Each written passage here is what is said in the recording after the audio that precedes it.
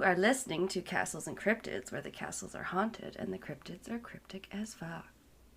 And I'm Alanna. I'm Kelsey. And we are recording on a rainy Monday, so that's a little weird.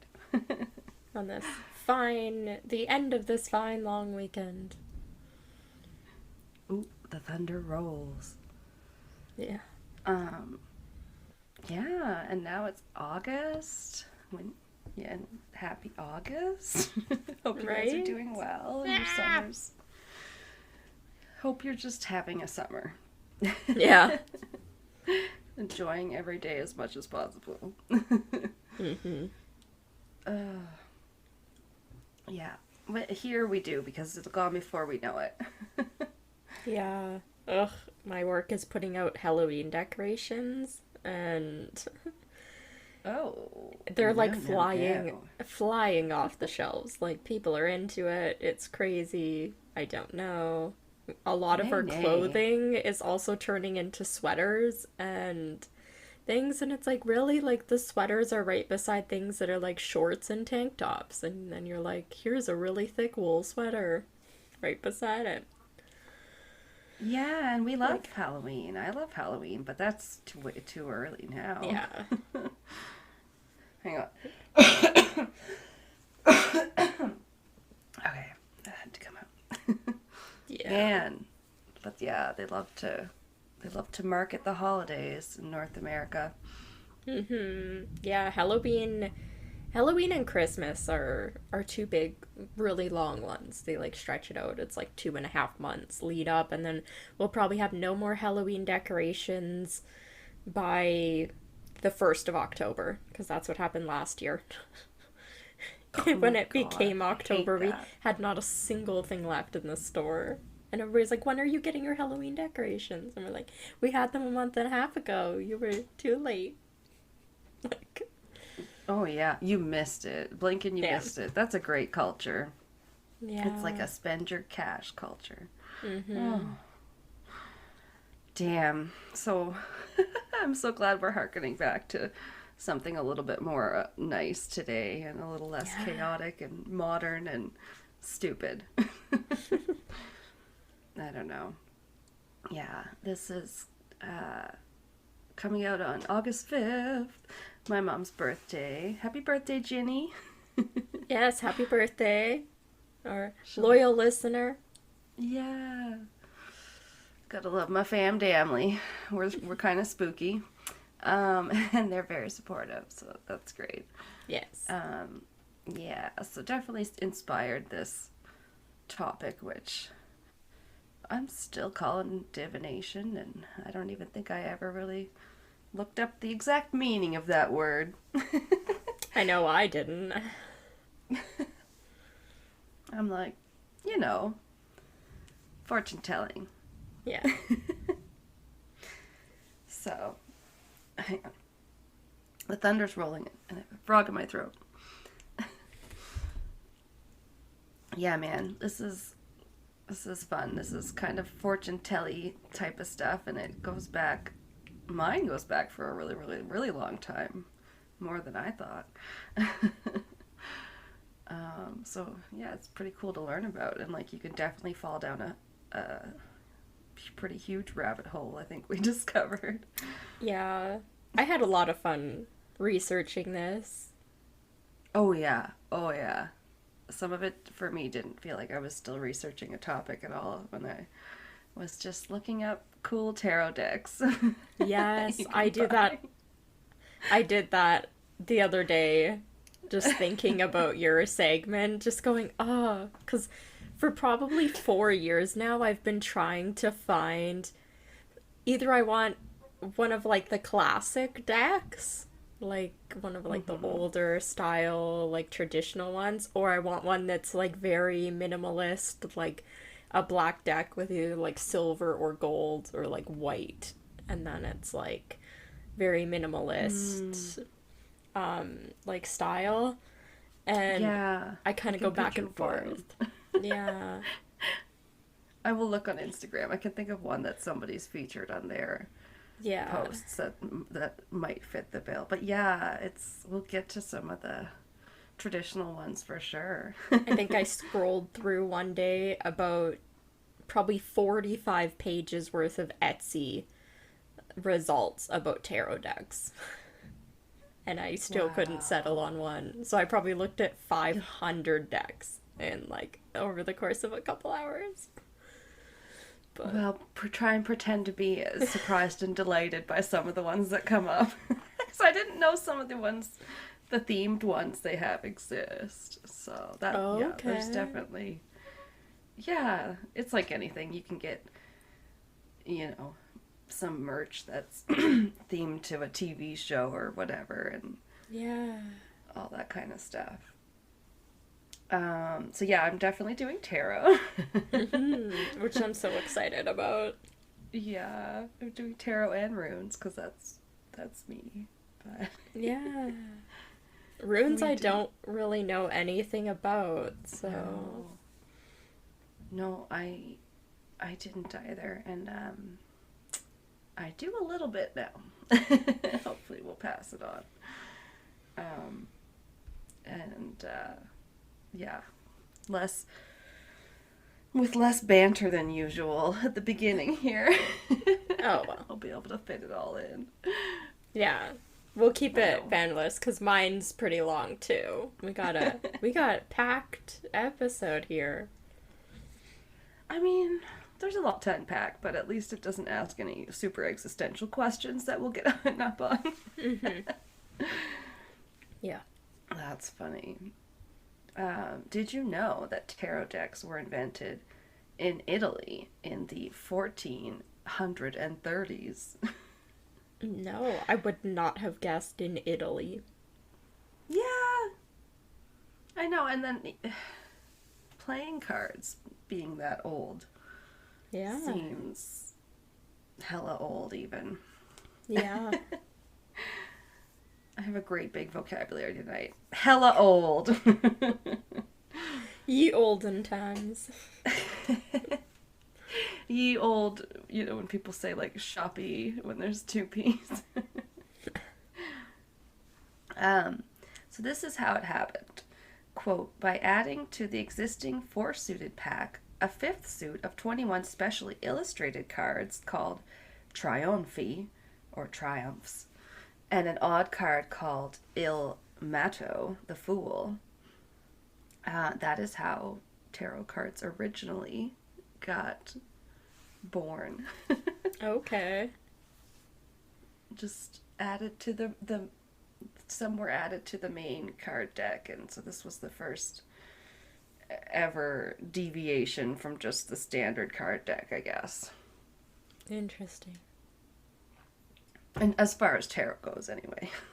I don't know. And the Fool, this Fool card, it's noted, and it said that is not the origin. I'm going to try that again. The Fool card is not the origin of the modern Joker, which was invented in the late 19th century as an unsuited jack in the game of euchre. So, he's a different boy, which is okay. Interesting. I guess so. Hang on. And these Triumph cards were added to an existing deck with Italian suit marks. Italian suits or whatever. I don't know if they were different actual, not hearts and clubs then, but... Oh, okay. Yeah, these were definitely Italian cards produced in Italy, like you could tell. And this was during an experimental phase in cards where some decks, such as this one, had added queen cards, when most at the time did not have any queen cards at all. The patriarchy. Right. No queens allowed. And now we're rising up through the cards. Yeah. So previously these face cards, or court cards, had only the king card and 2 other male court cards, usually the knight and jack. Yeah, I like that they were called court cards. That's cool. The standard cards went through further changes, with most getting rid of the queen cards, except for in France, where they got rid of the knight or cavalier card. Okay. I guess they did. They were like, no, we like having a queen on the card. We like having a woman to look at. Get rid of this knight guy. There's too many sausages at this party. Yeah. So the Triumph cards all had different allegorical illustrations rather than suits. And I put a reminder to myself, an allegory is a story, poem, or picture that can be interpreted to reveal a hidden meaning, typically a moral or political one. Mm-hmm. I mean, so yeah, I think they hadn't had anything more than just faces on the cards. Mm-hmm. Likely. And now they had mostly medieval reenactments of Roman processions, or so we think, like these ancient parades. Originally, they were all unnumbered, but they did have an order they were supposed to go in. So, you just had to remember it. Okay. When I was looking it up, when I was looking up the decks, they were like talking about them having, like, I guess you can play, like with a tarot deck you can play cards because they have value. Right. Like, So it's a totally different deck now, but it yeah. did originally start as just a normal card game too. Yeah, Which is because kind of when I was crazy. looking it up, they're like, yeah, here's, I think I was looking up tarot cards just to find like a good thumbnail picture for the episode, and all I could find was like old men sitting around playing cards with tarot cards, and I was like, what is going on? I was so confused. Sorry. Oh my god, that's amazing. Yeah, I was like, what's even happening right now in these pictures? Okay, I didn't come across any of those. They sound funny. Yeah. Oh yeah, so this Triumph suit did in fact trump all the other suits in the deck because it was considered of a higher value. So hence the name, the Triumphs. Or trump cards, I guess you could say. However, the modern tarot deck is based on a very specific type of tarot, the Venetian, or the I looked up how to pronounce it, Piedmontese. It's like, okay, yes, we came specifically from Venice then. All this is still happening. It's all happening in Italy. Italy was Yeah. Littly back then. Oh my god. Um, there are 78 cards in each deck, so they're hefty. And they are divided into two groups, the Major Arcana and the Minor Arcana. And Okay. yeah, so that's, you'll hear that talked about a lot. Yeah, I recognized that when I was looking up decks. Yeah. Yeah, then the Major Arcana is the 22 cards that were those Triumph cards. So the OG, whatever, different cards, the different suit. Okay. The weirdo suit that didn't exist before.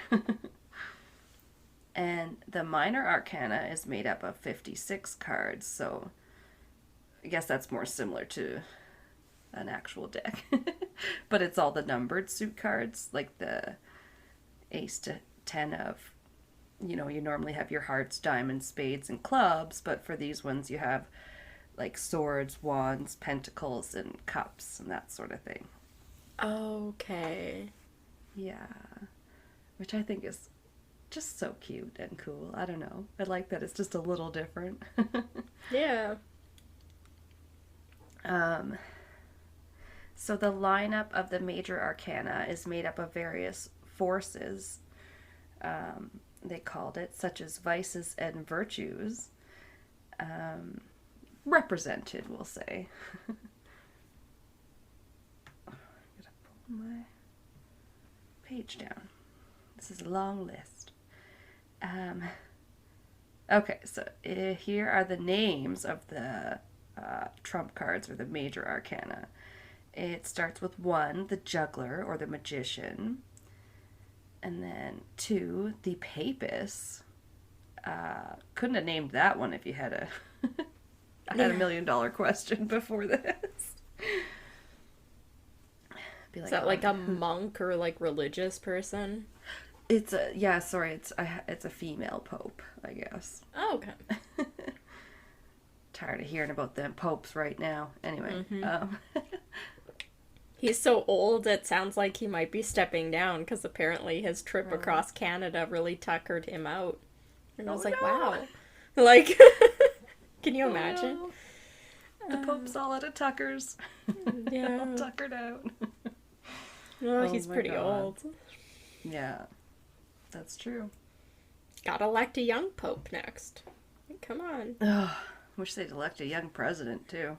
Yeah. In the States. Pardon me. Alright, so yes, number 2 was the papist. And then 3 is the empress. Much cooler. I like that. Yeah. 4 is the emperor. 5 is the pope. The tuckered pope. The pooped pope. No. The pooped. That's pretty good. Oh man. Then we have 6 is the lovers. Number 7 is the chariot. 8 is justice. 9 the hermit. 10 the wheel of fortune. 11 strength and or fortitude. You'll see it called. 12 is the hanged man. 13 is of course death. I didn't even realize that before.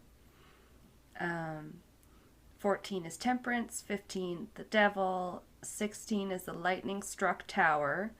17 is the star. 18 the moon. 19 the sun. 20 the last judgment. And 21 the world or the universe. And the fool card has no number. Ooh, yeah.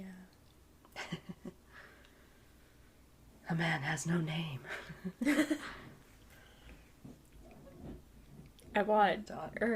Yeah, that's where he was from. Oh my god, I sat there the entire last season of the newest season of Stranger Things going, where's that prison guard from? I swear to god I've seen him in something.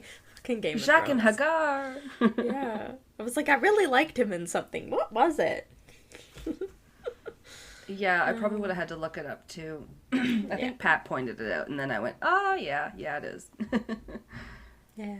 He's really good at spotting people. Like, I swear, dark lighting, half their face comes on the screen. He's like, "Oh, that's what's her nuts?" No, I don't know.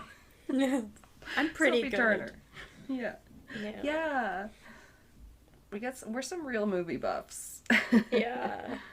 I wish Letterboxd would release a thing saying what their rating is of like the people that have logged the most movies, because I'm in like the kind of higher part of like the people that I've looked up. Oh, that really? I'm like right up there with them, and then there's some people that I swear they've just logged everything they could possibly click on, because it'll say like 20,000 movies, and you're like, you have not seen 20,000 movies, like fuck yourself, like. But like No kidding.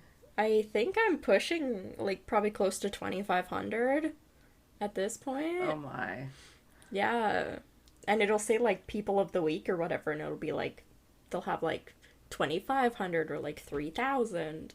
And it's like, yeah, I mean, I'm getting up there. That's crazy. No. It's like, yeah, I picture the comic book guy from The Simpsons. He's just the really fat guy, and it's like worst movie ever, and he's always worst episode ever. And so when you say they can't have watched all that, I immediately pictured him. Yeah. Yeah. Well, sometimes you click on real life. Yeah. You'll click on a movie that's not even out yet, that was basically just announced, and like 1,000 people will say they'd seen it already. And you're like, yeah, sure, it's not even done post-production. Calm down. Yeah. Yeah, yeah. It's like reviewing a book before it's out. I've heard of things like that. Mm-hmm. Yeah. Anyway. Whoops. Sorry. I don't like losing my spot. Okay. Alright, so those are all the face cards. Or the major arcana. We'll use the proper words now that we know them. So the suits in tarot have their sort of inspiration or... Hi, Fenrir. Pause for dog. Don't you see the sign? I'm recording here. Yeah. Learn how to read. It's like Rain asked if she could, I don't know, play something on watch something or play something in our room on our big TV on our whatever. She wanted to play on the good TV and the Xbox, and then shut the door, and the dog didn't like being left out of the room, and we're like, let the dog in, and then she like opens the door, or her dad opened the door or something, and then the dog just gave the most aggrieved howl, like, oh. At several different decibels. Oh, super offended. Anyway. Okay, so we got the wands, or batons, or rods, I guess sometimes they're called. And they are the representative of the club's suit. That one's pretty easy to figure out. Okay. Like, yeah. especially if they call them batons. Batons clubs. I'm like, yeah, that one tracks. And then the cups rather are the hearts, the swords are the equivalent to like the spades, and the coins / pentacles / discs are the diamonds. Okay. Yeah, so they all have 4 court cards. They have the king, the queen, the knight, and the jack, and 10 numbered cards. Okay, so just the same. Just different, like, suites. Yeah, except the knight, right? Because they kept the knight, and in regular cards, then we don't have. Oh, okay. Yeah, but it's like it's so similar once you get down to these parts like of it. The ace instead. It comes right. It's just another face card. I think it comes after the queen in the list, so it's lower than the queen but higher than the jack. Okay. I guess. If you were to play tarot cards. But it does say sometimes aces are high, which I thought was cool. I was like, that's good to know. So about its evolution from Britannica, that smart bitch. The adaptation of tarots to occult and fortune-telling purposes first occurred in France about 1780. For fortune-telling, each tarot card is ascribed a meaning. The cards of the major arcana refer to spiritual matters and important trends in the questioner's life. In the minor arcana, wands deal mainly with business matters and career ambitions, cups with love, swords with conflict, and coins with money and material comfort. That makes sense. Okay. Yeah. The tarot deck is shuffled by the questioner, and then the fortune teller lays out a few of the cards, either selected at random by the questioner or dealt off the top of the shuffled deck, in a special pattern called a spread. The meaning of any card is modified according to whether it's upside down, its position in the spread, and the meaning of adjacent cards. Okay, that makes sense. I kind of have that with in like tea leaf and stuff. But stuff being kind of how close it is, or you kind of go with what's going on around it at the same time. How it's all interacting. Yeah. I think I remember that too from the little I know about tea leaf reading. Yeah. So like you said, tarot used to be more of a regular card game, like bridge or any other. Yeah. Which, yeah, that's still weird to picture, because just how long we've known it for what it is now. Yeah, it seems. It has been this way for a while.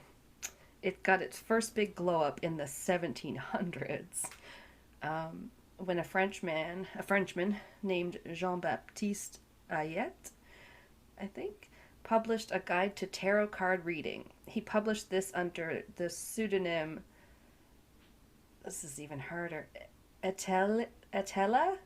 It's his last name, but backwards. Oh. All right then. Yes, Lek. Yes, yeah. Yeah. My brother is Savart. Savart. That one makes me laugh. Well, I got it from fart. Yeah. I got it from, it's so stupid, but one of my favorite bands, Arctic Monkeys, there's like a behind this. No, it was on a radio station. They were asking the lead singer, and they're like, "What's a useless talent you can do?" And he's like, "Oh, I'm really good at like taking a word and being able to pronounce it backwards." And they're like, "What?" Weird. So he said, the bass player Nicholas O'Malley, and I remember his name is Elamo Selikit, and they actually like Elamo Selikin. No, it's Nicholas O'Malley, but when you say it backwards, it's Elamo Selikin. So when you were sorry. So on the radio station, they recorded him saying that into a phone and played it backwards, and it pronounced his name perfectly. Oh yeah. My god. So it's like, that's how I started doing it, was from that, and then my brother got it off of me. So it's very stupid, but it's a different party trick. There is also a Simpsons episode where Lisa goes to another girl's house, and even though she's used to being smart, they like ask her to make an anagram of her name, and she just kind of like stares at them. They're like, "That's okay," or something like that. Yeah. We'll try again later. Yeah. I can't do that. I have to see, like, I'd have to do it on a piece of paper. It'd be so much easier. I have to. Yeah. I just use it because a lot of times, like, Kelsey is used as a username on stuff, so I was like, oh, put it in backwards, see if that's used, and it's normally not. They never think of the tricks. Yeah. Speaking of some of your favorite bands, on the Office Ladies podcast, they ended up talking about the AJR song that they made about The Office. Oh my god, yay. That makes me so happy. Yeah. It's such a cute started song. talking about it. Yeah. I'm happy they know about it. Yeah. It was cute. I forget how it came up, but they also mentioned that Post Malone apparently has a song where he has a lyric like, "I love paper like Michael Scott" or something. I don't That's pretty good. remember. Yeah, I don't remember what the song was. Sorry. Yeah. But yeah, then they talked about the other one, and they by AJR, and it's, what's it called, the Netflix trip, or yeah. That one's like really about it, but it's about how it like went hand in hand with their lives. Right, and they thought that was really cool. And then they played like the first line of it. Yeah. It's a really, really good song. I agree. That's a good band. I'm glad you introduced me to both of them. AJR and Arctic Monkeys. Yeah, AJR is a good New Yorker band. They're from New York. Those are also good for the band game because they start with A, but they don't also end with A, like ABBA and like Asia and everything else. Road trips. Yeah. Oh, I think I went down too far. Okay, so the French dude, Jean-Baptiste Ayet, or whatever the heck his backwards pseudonym is, Etella, he kind of revamped it, and he was the one that gave each card its kind of specific meaning, of his own invention, using his love and beliefs in astrology and for the elements. So that's cool. He put his own, personal touch into it.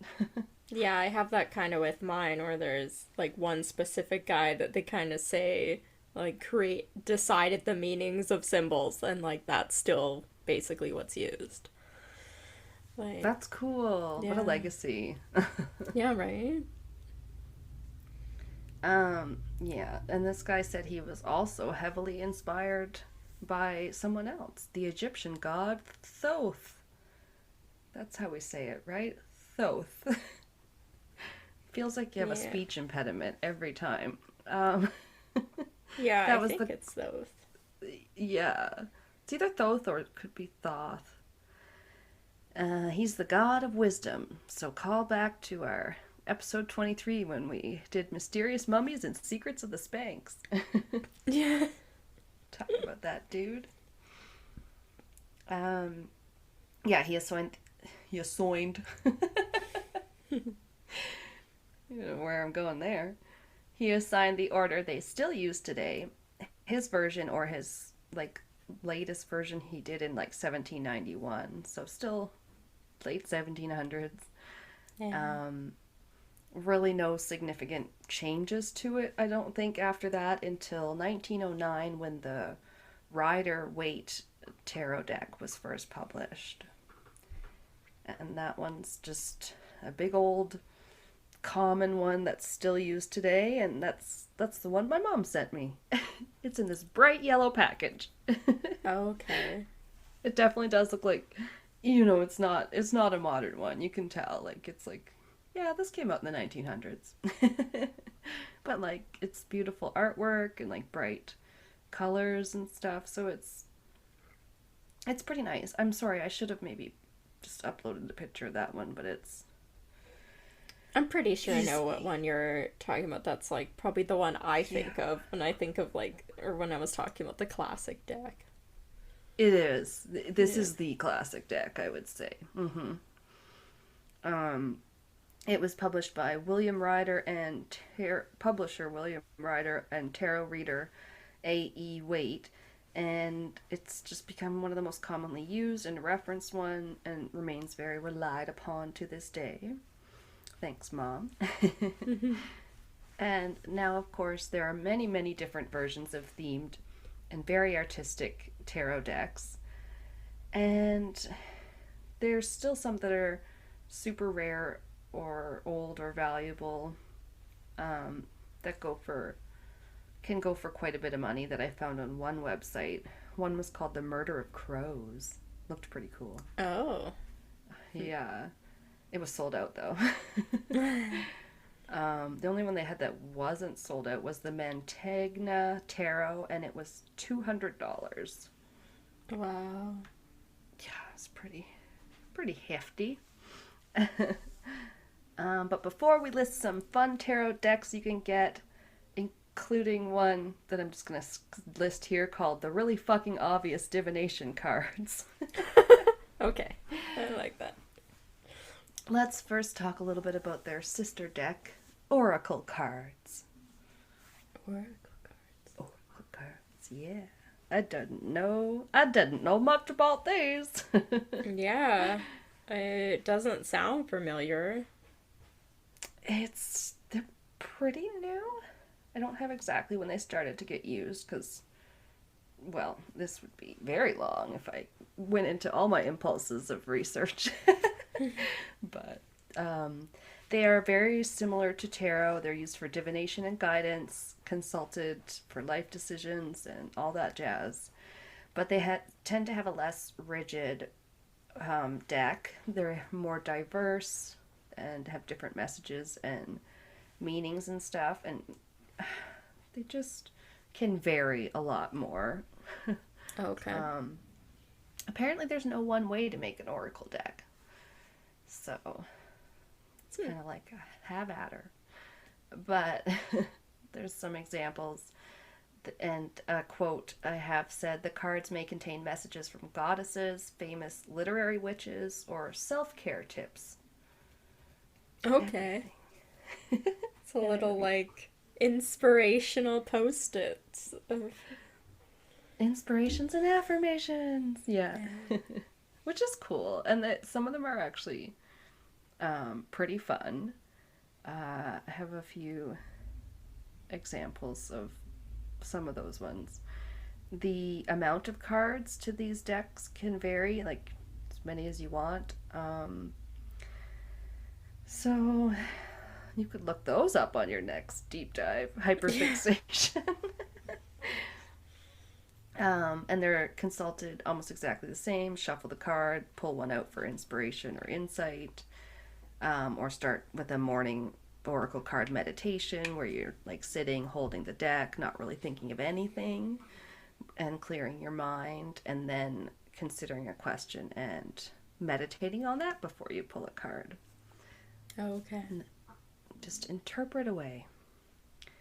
Yeah, so that's really what those are. They're not that different. But they had a couple examples on the article I read of oracle card decks you can buy. Kind of give you an idea of how much they can vary. There's archetype cards. These are by Carolyn Mice. They use archetypes such as the goddess, witch, virgin, just kind of different representations. And often there to remind you to love yourself and maybe that part of yourself too. So those ones sound kind of cool. Yeah. The Literary Witches grade is a 70 card deck featuring authors such as Sylvia Plath and Emily Dickinson. Okay. It's for us book nerds! Yeah. Plus, it has 40 familiars cards. Like witches familiars. Sort of. Well, I say sort of because they apparently include like an apple, a lantern, a broom, some mushrooms, and a wolf. Okay. There's the Sacred Rebels Oracle, a guidance for living a unique and authentic life. A traditional and spiritual oracle deck with an edge. And that one's filled with magical beings beautifully depicted. So that one was artistic. I don't know. They had some pictures, but there's the Goddess Power Oracle, which is a feminine deck with goddesses from a variety of traditions and places.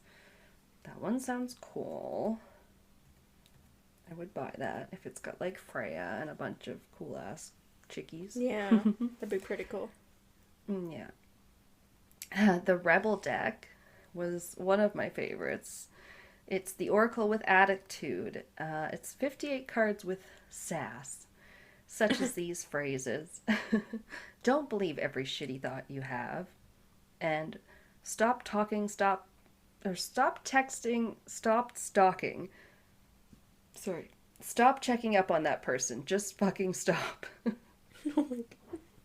Nice. And it's like selling tagline was zero filter, zero fucks, all fun. I agree. They are having fun. Then there's the Sacred Self-Care Oracle, which will suggest things like alone time or energy work and all sorts of suggestions on ways to self-care. And Moonology also sounds really pretty. It's yeah. I know I have an app called Moonly, so this is right up my alley. The cards are either different phases of the moon. For like full moon, for example, is a great time for powerful manifestation. Or they'll have moon positions in the different zodiac signs, like an example, a moon in Scorpio represents transformation. Okay. And now, what we've all been waiting for, some fun tarot decks. This was the funnest part too, quote unquote research. Yeah. I'm sure there's like Mickey Mouse, Disney, Hello Kitty, Playboy Bunny, Betty Boop, all that stuff.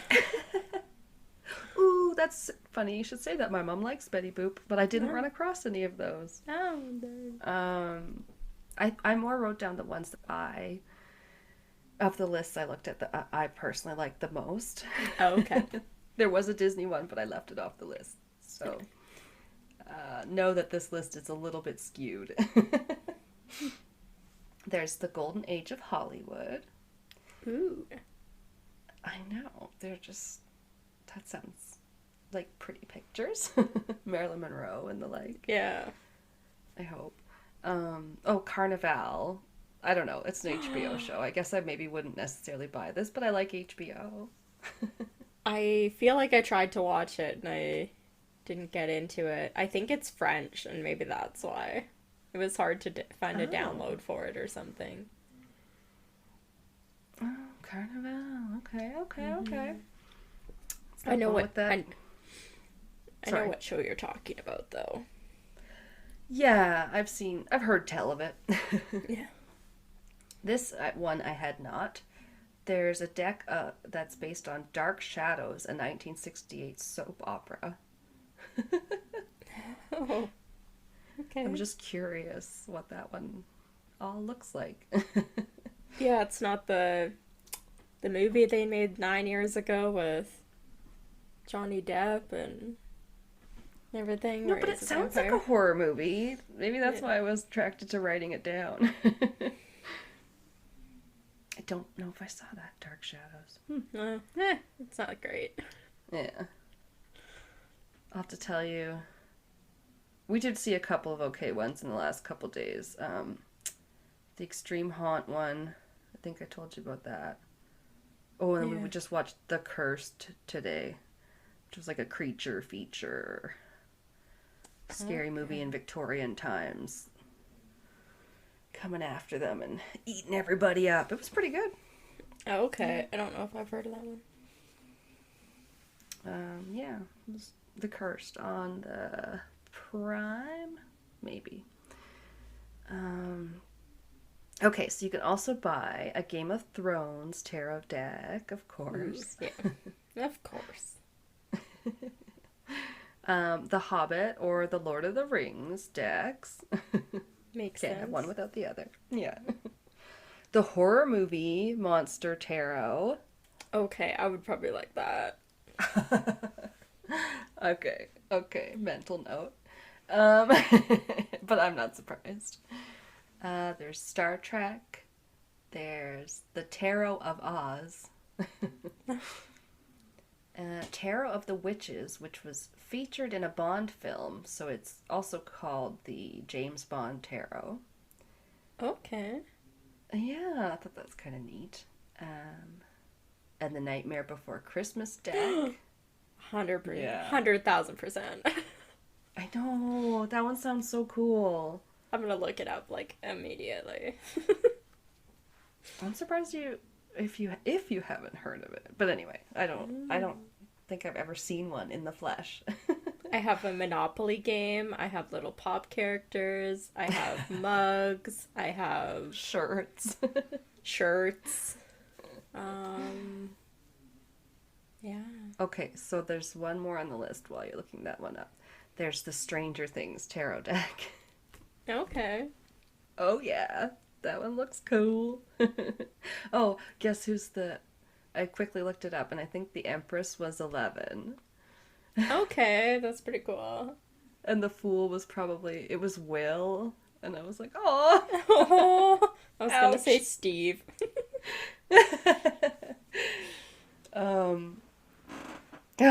And then the Emperor was probably Hopper, I think. And I was like, yes, I love all of this. Okay. I want it. So there's also a few worthy mentionables that aren't TV or movies. There's the Halloween deck, meaning Halloween the holiday. Okay. Where I was kind of disappointed it wasn't the movie, but anyway. They have, like, the cups are ghosts, the pentacles are pumpkins, the wands are imps, and the swords are bats. And there's a black cat on every card. Oh, I like that. Yeah. I just looked up the Nightmare Before Christmas one, and I love it. It's so cool. It's so cute. It's basically just character pictures. Yeah, that's a good one for spooky lovers. Yeah. I figured that would be it.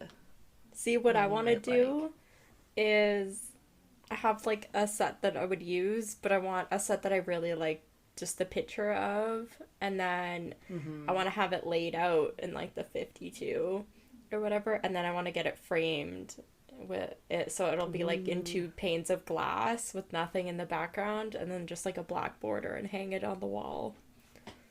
So it's like the whole Ooh. deck laid out. Yeah, that's cool. I don't think Yeah. I've ever seen anyone do that.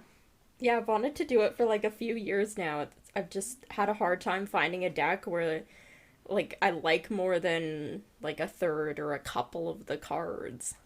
Um, to have them laid out like that all the time. Yeah, fair enough. Yeah. That sounds cool. Then there's also the Zombie Tarot, the Housewives Tarot, which is a recipe box. Oh, okay. I was thinking like the Housewives, like Beverly Hills, like garbage. No, yeah, because these are Okay. still the non-movie ones. But yeah, it's kind of retro. Yeah, there's like little recipe cards in it, and some of them have actual recipes, I guess. That's pretty cute. Yeah. This tarot card wants me to make apple pie today. Yeah, it's more like a how do I decide what to eat for dinner? Yeah. There's also the Tattoo Tarot. Oh, I've seen that at. They have one of those at Urban Outfitters. That was the first one that got me interested in buying one. Urban Outfitters. Okay. Yeah. Huh. Yeah, it was like ink and inspiration or something. I was like, ooh. um, a pretty one that was called the Light Seers Tarot, which is all about light and shadows. Ooh. Yeah. The Modern Witch deck, the Neon Moon Tarot, the Oh my god. Astrological Tarot deck. I have to look up what the neon moon tarot looks like. um. Oh, yeah, I can send you my sources, and then they'll have all the lists I use too. But yeah. um. Ooh. The. It's so pretty. It's just like purpley pink and black. I like that. Yeah, yeah, I think I remember that one being pretty. I was like, oh, okay, I'd buy that. And finally, there's the Print Your Own Tarot, the Cat Tarot, and Mini Tarot. Because, of course, pocket size everything. Actually, the pocket size was the first one I think I ever got. The Oh. pocket size one. I would like the cat one probably just 'cause cats. Right. People know how to make everything cute. It's like calendars. Yeah. There's gotta be a cat one, a dog one. Horses. Oh my god. Always the horses. Um, all right, we're doing good. Um, Finally, for tarot, we have some of the common tarot spreads. The one card spread is simplicity at its best. Yeah. Ask your yes or no question, and if one card should happen to jump out at you while you're still shuffling, you might as well take it. It's probably the one you needed, and it just slipped out on its own. And then you can do a 3-card spread, which I had heard of. It's easy to Yeah. remember 3 things. I think that's the Yeah. one I probably have seen the most. Yeah, I mean, it's quick. There's a couple different variations, past, present, future. Obviously, one is how the past is affecting the present events. The second card is the nature of the position, and the third is the outcome or the possible future. And for that one, if you get a major arcana in the present card, you probably have less control over the situation, and you may need to humble yourself to the higher forces. Okay. They're like, you're fucked. You got a major arcana. You got you got the fool. No, it's not always bad. It's not always bad to get the fool. I didn't go much into it, but like, just because you got the fool card or the death card doesn't mean it's necessarily a bad interpretation. But Yeah. I don't know. People can learn if they don't know about that. They can learn more about it when they get into it. There's a lot to learn. Yeah. There's so much. We're just gonna skim the surface. There's another 3-card spread, the Situation, Obstacle, Advice. This one's apparently especially helpful if you just have a conflict you need to resolve. And in this one, the second card crosses horizontally over the first card and represents the conflict elements. So it looks a little bit different. And you can do a mind, body, spirit spread for a general, overall, how the hell am I doing? Excuse me. 5-card spreads are often a cross formation and will include like the 3-card elements such as past, present, future, but then they'll like tack on 2 more, like reasons and potential of situation, kind of a best or worst outcome. And there's another 5-card spread that is a rectangle shape with a central theme card, which is usually pulled last, and it's surrounded by all the other elements around it.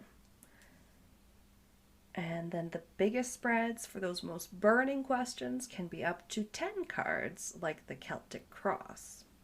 Oh, wow. Yeah. I've definitely seen that one, but it's so big and challenging. I wouldn't recommend it for a first time. It's too much, man. 10 things, I'm already gapped out after 5. No. Yeah. But I'm going to tell you the 10 things anyway. 1 is the present. 2 is the challenges. 3 is the subconscious. 4 is the past. 5 is the future. 6 is the near future. 7 is the internal influences. 8, the external influences. 9 is the hopes and your fears. And 10 is the outcome. You really get into it. Yeah, I feel like that's too much for one thing. We're not big, like, I wouldn't say we're big overthinkers in some ways. Like, some people can be over, like, relationship problems and stuff like that, where they're just, like, constantly, like, what do you think I should do? Well, should I do it this way, or should we do it that way? And they get, like, analysis paralysis, and they can't do anything, and they just want to, like, talk it over with their friends 17,000 times. Yeah. I mean, I am like that a little bit in like certain things, but for like 90% of my life, I'm not like that. Yeah, you're just like pretty independent and just get it done, and you're like, all right. Yeah. But it depends. Yeah, exactly. It depends what part of your life we're talking and stuff. Yeah. Yeah, so that's the 10-card spread. And there's also spreads for mental healing and very advanced spreads like the horseshoe and the astrological spread with the 12 zodiac signs. Wow. Well, here you could do the astrological spread with your astrological themed cards, and you'd be so woo-woo, you'd blow up the universe. I was gonna say you'd explode. Yeah. You just immediately, like, start smelling like patchouli and making kombucha. I don't know. Yeah. That was tarot. And I got a little bit on some runes. If you guys aren't too sick of hearing me talk yet. I'm not. No, we're doing pretty good for time. Yeah, Maybe this one will be less than 2 hours. I don't think so. We're coming up on an hour now. I suppose. Okay, I have less pages on these guys. There was a little bit less about them. I found a little bit on, like, Rune Script itself. So this is going to start more with the little bit of history again. You know I love me some history. So runes, or Rune Script, it's basically as old, it's at least from 160, it's circa 160 CE, or Common Era. Whew, older than the tarot, even. Yeah. And that was used from then onwards in Scandinavia. The older version being the Elder, it's called the Elder Futhark script. And that was used basically up until 700 CE, with the younger Futhark then taking over, which was during the real Viking Age from, about 790 to 1100 CE. Wow. Whew, I know. It's a lot for my little brain to process. So yeah, it's a really freaking old writing system. You'll find it Scandinavia and it says as well as in England. But the reason it looks the way it does is it was designed to be inscribed on wood or metal, hence the pointy little lines. Yeah, it'd be easier than curves. A little bit. They do it on that show Norseman I told you about, that's like a satire on like Vikings and all those other types of shows. And the one guy is sitting on, like, they basically have built their version of a toilet, so it's like just a like trench, but they have two logs on it that you like sit on, and then you like shit between the logs and it goes down, but you can sit. And they have a basket of like the rune like written on wood, and the guy's there, and he comes over, and I think he's like, "Where's all the rune sticks? I need my comics. I can't go to the bathroom without reading my comics." And that like killed me, because he's just like losing his mind because somebody took the like their version of like a newspaper while he's on the can. It was so funny. Or nowadays, you just have your phone, much better than a newspaper. Yeah. Yeah, that's like those Roman toilets they had. They were basically the same thing, big trough, and then you had your like corn cob or your like rag on a stick. Okay, I'll have to check that one out. That one sounds good. It's so funny. I love that show. That, and I haven't finished the other one. Ressa was recommending the Our Flag Means Death. I watched that one. Finished it was pretty good. I liked it. I like some funny history. Yeah.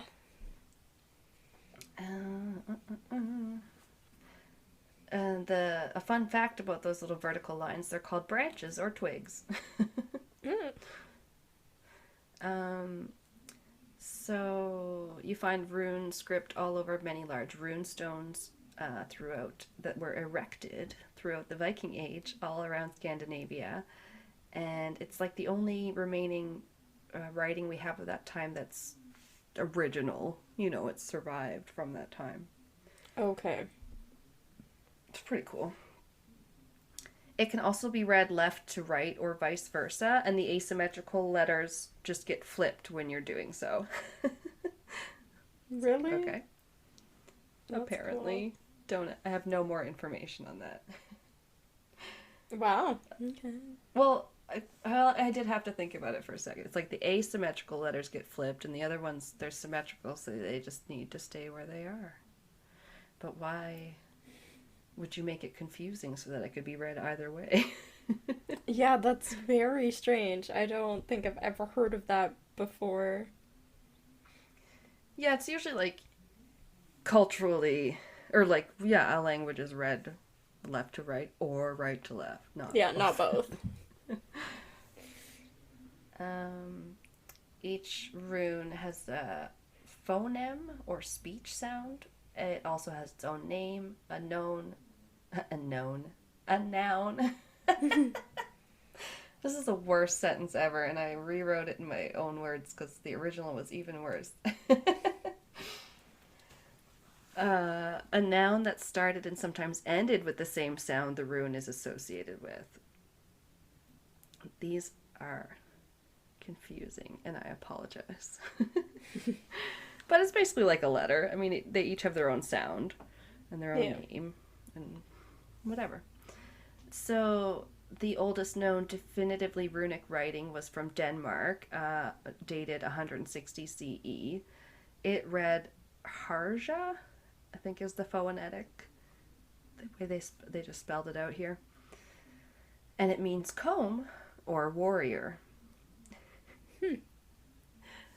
because meanings. We'll get to it. The exact origins are sort of fuzzy and rather debatable, but runic script took some inspiration, at least from the Greek, the Romans, or the Roman language, and possibly Danish.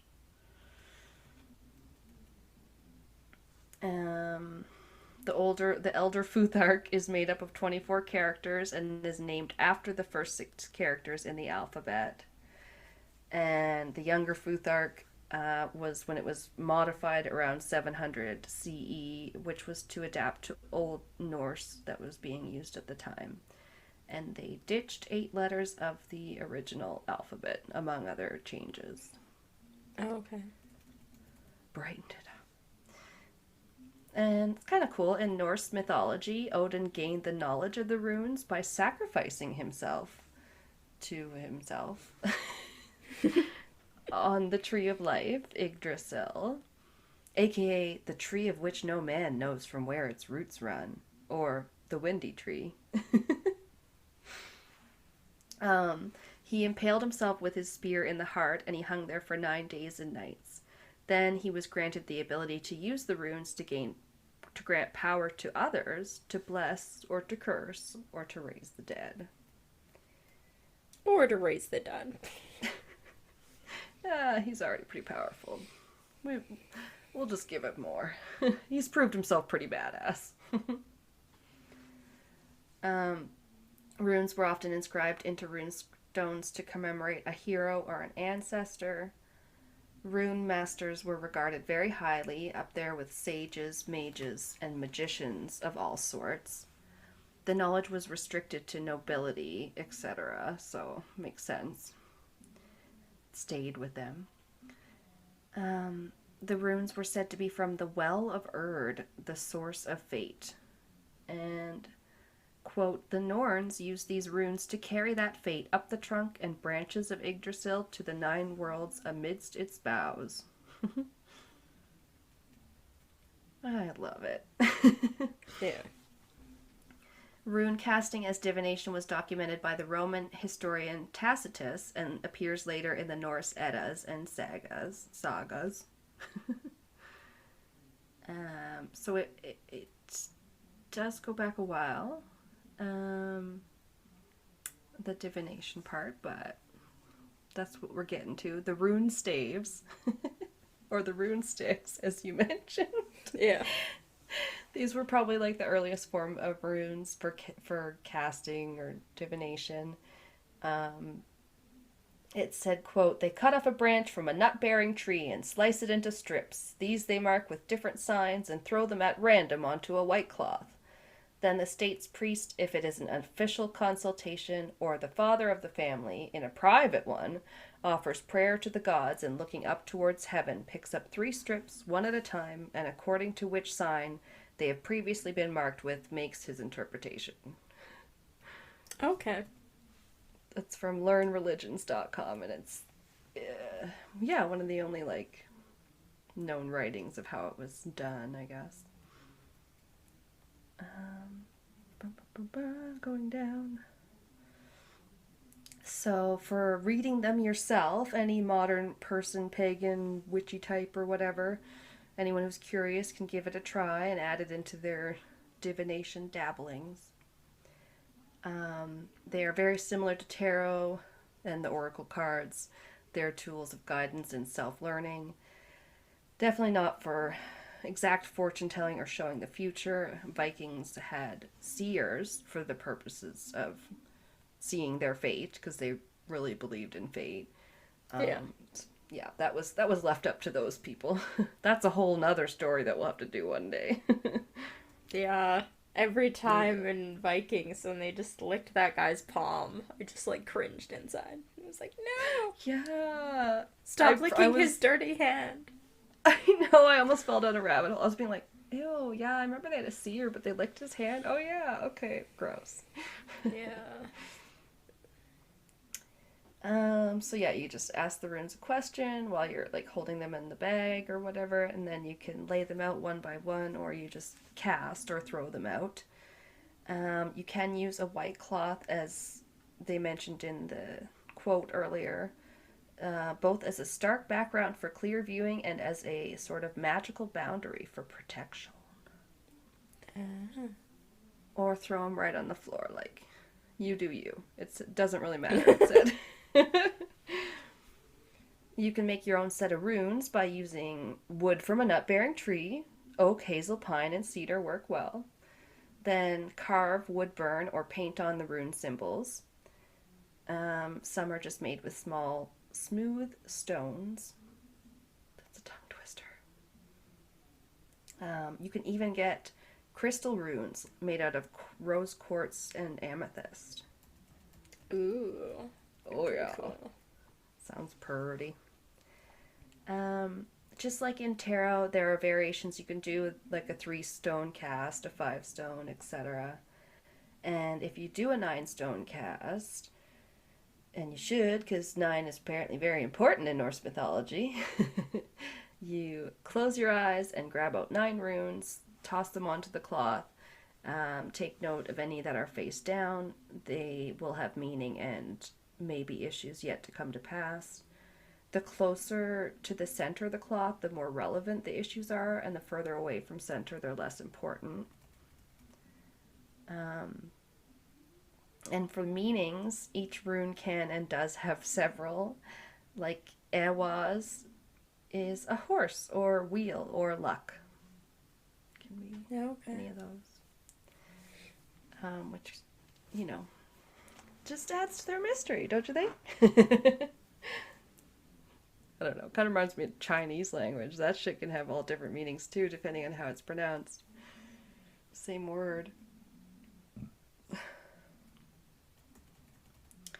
They sometimes have a blank rune, but that is sometimes somewhat controversial, rather, due to questionable historical accuracy of having a blank rune.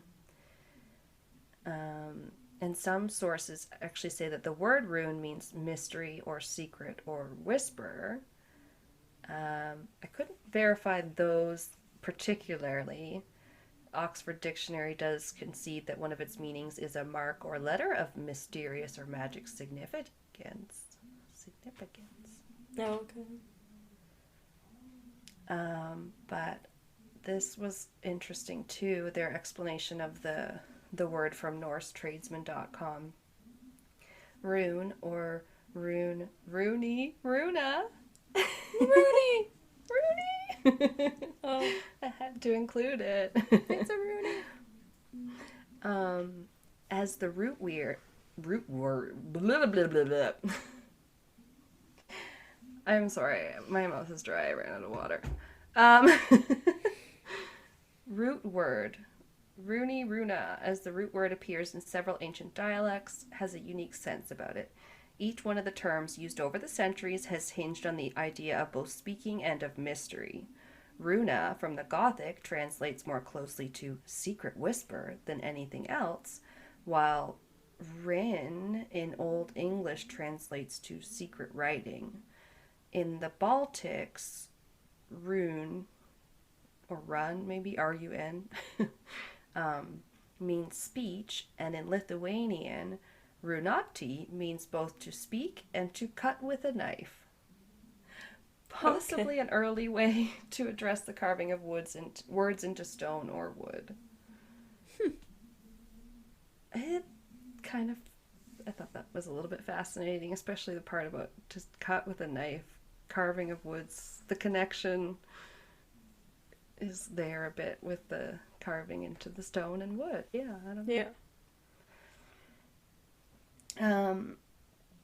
As to the magic, one quote I found was that rune masters could inscribe a simple bracelet with runes, or even abbreviate incantations and carve them onto a tiny medallion and imbue it with powers and charms. Also, a common way to see on a charmed object you might find would be a grouping of 3 runes, or groups of rhyming runes. Those were the most powerful combinations. Ones that rhyme. Yeah. 1 fish, 2 fish, red fish, blue fish. Some have also been found in the ancient sites occupied by the Knights Templar. So that's cool. And some have been found on shields or ships for protection or to curse. Good or bad. Odin claimed to have known of runes that are hidden, runes which control life and death. But there's also not much evidence of the ancient people using the stones for straight up divination and guidance. Most people point to the quote from the story written by Tacitus about the rune staves that I included. So it's not like there's tons of writing that they used rune stones for casting, like, all that long ago. It's more a modern interpretation, I guess. That's my understanding.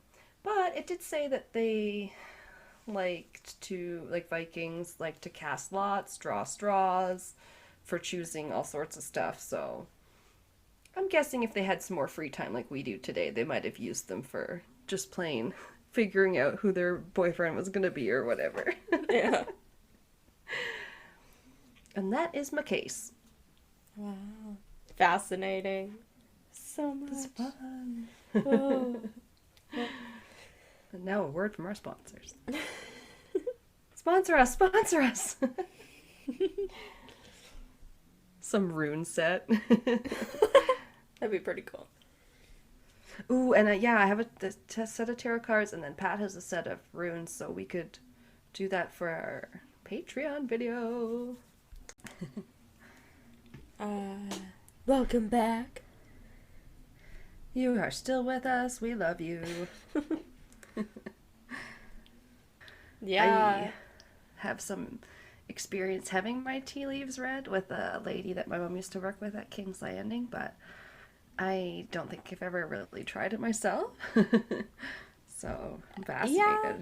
It kind of has a whole ritual to it that there's a few different variations of it. And I have to say, in trying to look up pictures or examples of even readings, been like, it's really hard to find good ones online. So I had a hard time with that, but yeah. I could see that. Even someone showing something to me in a cup and being like, that's a that. I'd be like, really? Okay. Yeah. It's still hard to see. Yeah. So tea leaf reading, or there's a few different names it has. It can go by tasseography, or tasseomancy, or tassology, or tasseology. Fancy. Yeah. So, according to... I love a good one that ends in mancy. Yes. Yeah, tasseomancy is probably my favorite. It sounds like it belongs in Dungeons and Dragons, yeah. So, from the Wikipedia, it said this is a divination or fortune-telling method that interprets patterns in tea leaves, coffee grounds, or in wine sediments. Which, in all my research, I never came across something mentioning wine sediments again, but come on. Yeah, I expect because people try and Filter make sure out. it's too clear and clarified when the time you buy it. There's not gonna be much, but when you're brewing it yourself, you definitely get some. Yeah, the term comes from the French word tasse, meaning cup. Oh, which is derived from the Arabic loan word into French tasse, and the Greek suffix graph, meaning writing, and logy, meaning the study of, or mancy, meaning divination. So I guess if it has mancy in it, it means divination. Like something mancy. Nice. I'm still gonna remember it. Mancy means fancy. No. Mancy means fancy. Yeah. Oh. So I'm gonna get kicked out of divination class here, aren't I? No. Like Hermione. We'll get to it. I did look up a picture of the Grim that they do. Oh, So that, yeah. yeah, there's a few pictures on the drive. One of them's of the Grim. Um, yeah. Oh, yeah. Did you look at my pictures during my segment? I forgot there was just a few of the different alphabets. I looked at the stones, yeah. Okay. Yeah. Fair enough. There wasn't really anything that exciting for mine, and if I was going to start putting, like, tarot decks, I probably never would have stopped. Yeah. That's fair. Yeah. So the practice of tea leaf reading followed the tea and coffee trade routes and was practiced by the Baltic and Slavic nations. And the Romani people helped spread it due to their nomadic lifestyle. So they helped it kind of spread all around.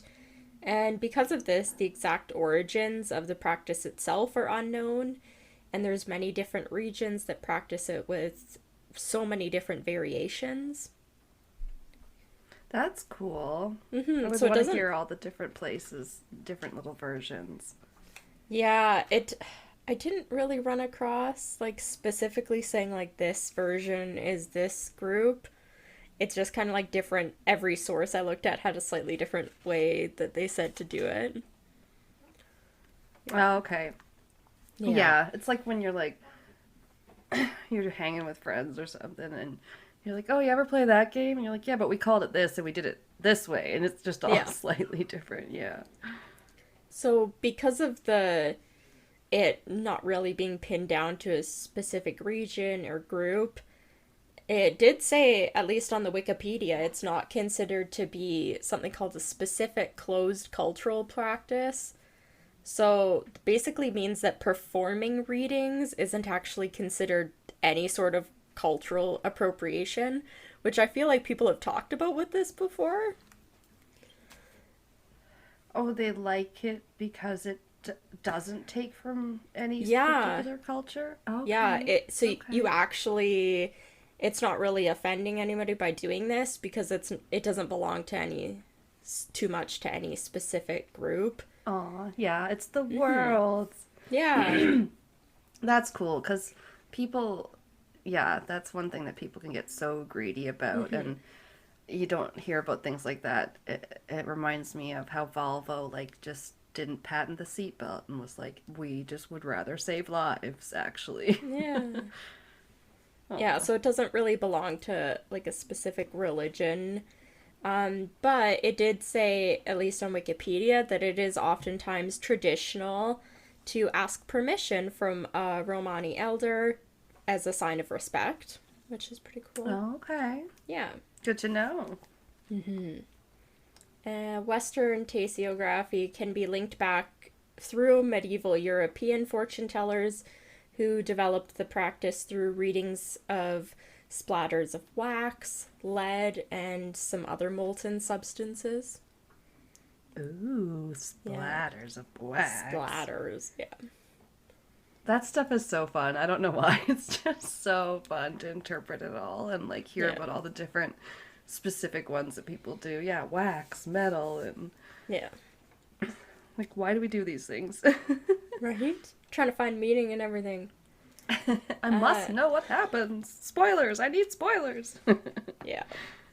I did find a few things about the coffee readings that people do, coffee grounds. And this has, there's No. not very much about it. The different sources say that coffee fortune telling first appeared in the Ottoman palaces in the 1500s. And it was mostly belongs mostly to the Turkish culture because of their Turkish coffee. And I bet they probably make good coffee, and I don't even Yeah. really like coffee, but it's you have it. It smells good. A good coffee. yeah, Turkish and one other thing. I can't remember the other place that are supposed to be like the two. Like if you're a coffee person, those are the two coffees. Yeah. I'm sure we should know. It's Yeah. probably somewhere South America. I don't know. Yeah, Colombia. I don't know. I feel like it wasn't Colombia though. It was somewhere different. No. Yeah. So this Yeah, became we popular. don't know our coffee, and we don't probably know our cigars either. So this became popular in the Turkish culture, at least the coffee fortune telling, due to the concubines at the time. So Okay. yeah. And they are like mistresses. They were bored and essentially would drink coffee and tell each other's fortunes and basically gossip. So that's kind of how it started. And then it sort of evolved from there. Yeah. Going back to the tea, the best tea that they say to use obviously is loose leaf tea, because you need it to be free. They recommend to use black, oolong, Darjeeling, or Earl Grey. And it is yeah. I love Earl Grey. Yeah, I know you make do. the London fogs with. I really like black. Black and white tea you can use as well. Okay. I mean, yeah, a good, like, Earl Grey is just basically a black tea with a little bit of, whatchamacallit in it. Bergamot, if that's how you say it. It's like, I always thought it was like a flower, but it's like some sort of little fruit. It has a little bit of a florally taste. I don't know how else to describe it. That's cool. I like white teas too. Those are fun and they taste good with fruit. Yeah, I really like white tea. So Green tea can suck it. Okay, I'm one of the few people that green tea always tastes like soap. Like, it's like a thing. Some people's taste buds interpret it as soap, and I can only ever taste soap. Like, I just hate green tea. I can't stand it. It's just so bitter on its own that I'm like, what? We're not going to have any honey in this? Or, like, I need scads and scads of honey and lemon and ginger and whatever, because this is just going to taste like ass without it. I don't normally put anything in my tea. Sometimes I'll put, like, a tiny bit of honey, but...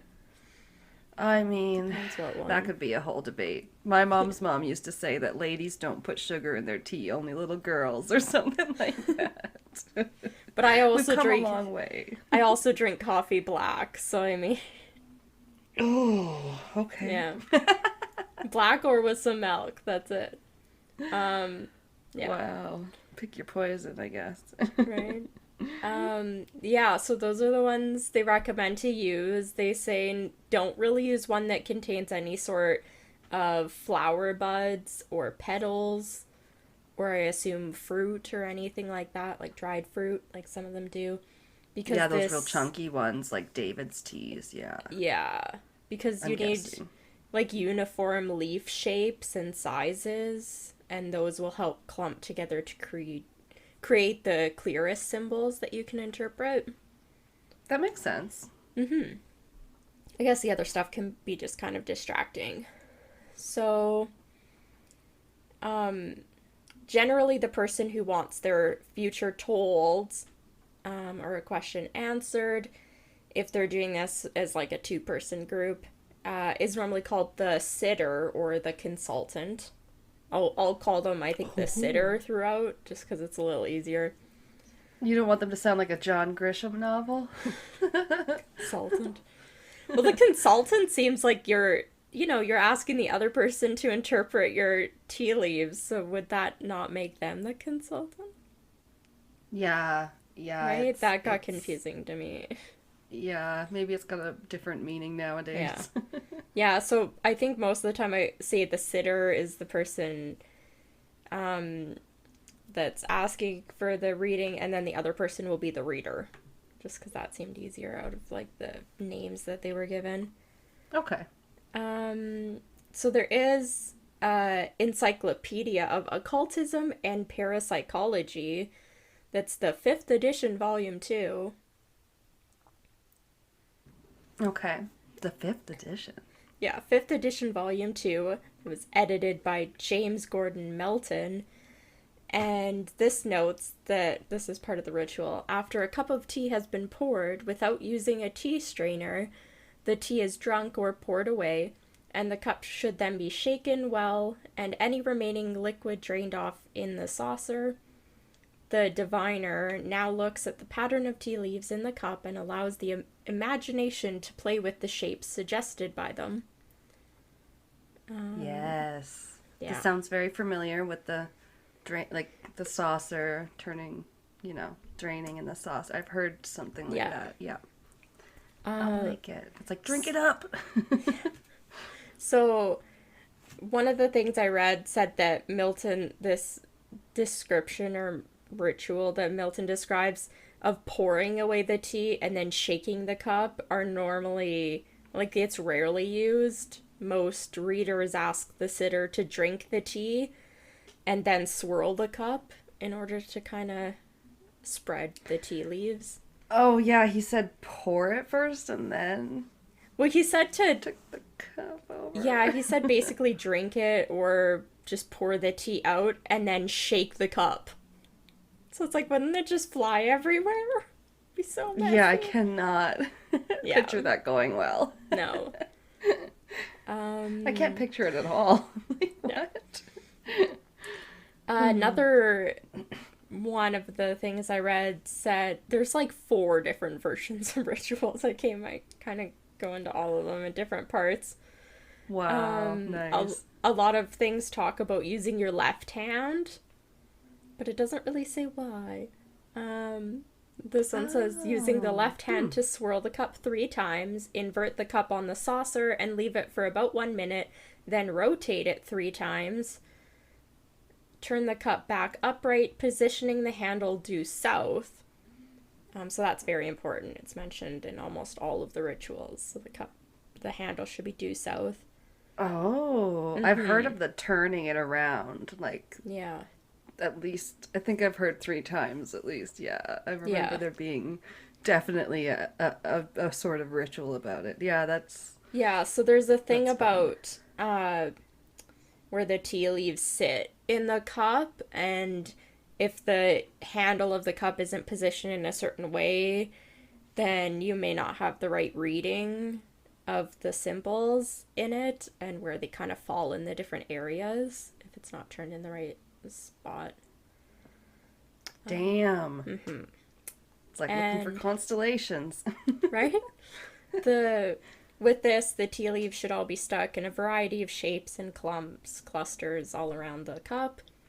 And tea leaves that are near the handle suggest events that are relating to the sitter's immediate surroundings, whereas the leaves that are directly across from the handle or due north symbolize the external issues and outside influences. Oh, cool. I like that. Seems easy to remember, too. Yeah. The cup is divided into 3 sections, for the most part. There's some variations. The rim, basically, or really close to the rim, symbolizes the present, and the sides represent the near future, and the bottom of the cup signifies the far future. Okay. Yes, this is all sounding similar to the positioning parts of tarot and the runes. Yeah. That's cool. So depending on the question, these zones can be used to gauge the timing or how soon a situation is likely to occur, the connection or the physical or symbolic distance between 2 individuals, or the intensity, such as the leaves on the rim, could suggest a life-changing event that's going to happen really soon, because the rim symbolizes the present. Oh man, yeah, it's coming right on the lip of the horizon. Yeah. My next little part is some tips and suggestions for the ritual that I found on teahow.com. So they kind of... T-How. I don't know why that made it sound like I was picturing like a T-Mobile or like a rapper name like T-Pain. No. What the hell? Like you don't know how to tea. You don't know how to tea. T-How. I swear I know how to spell tea.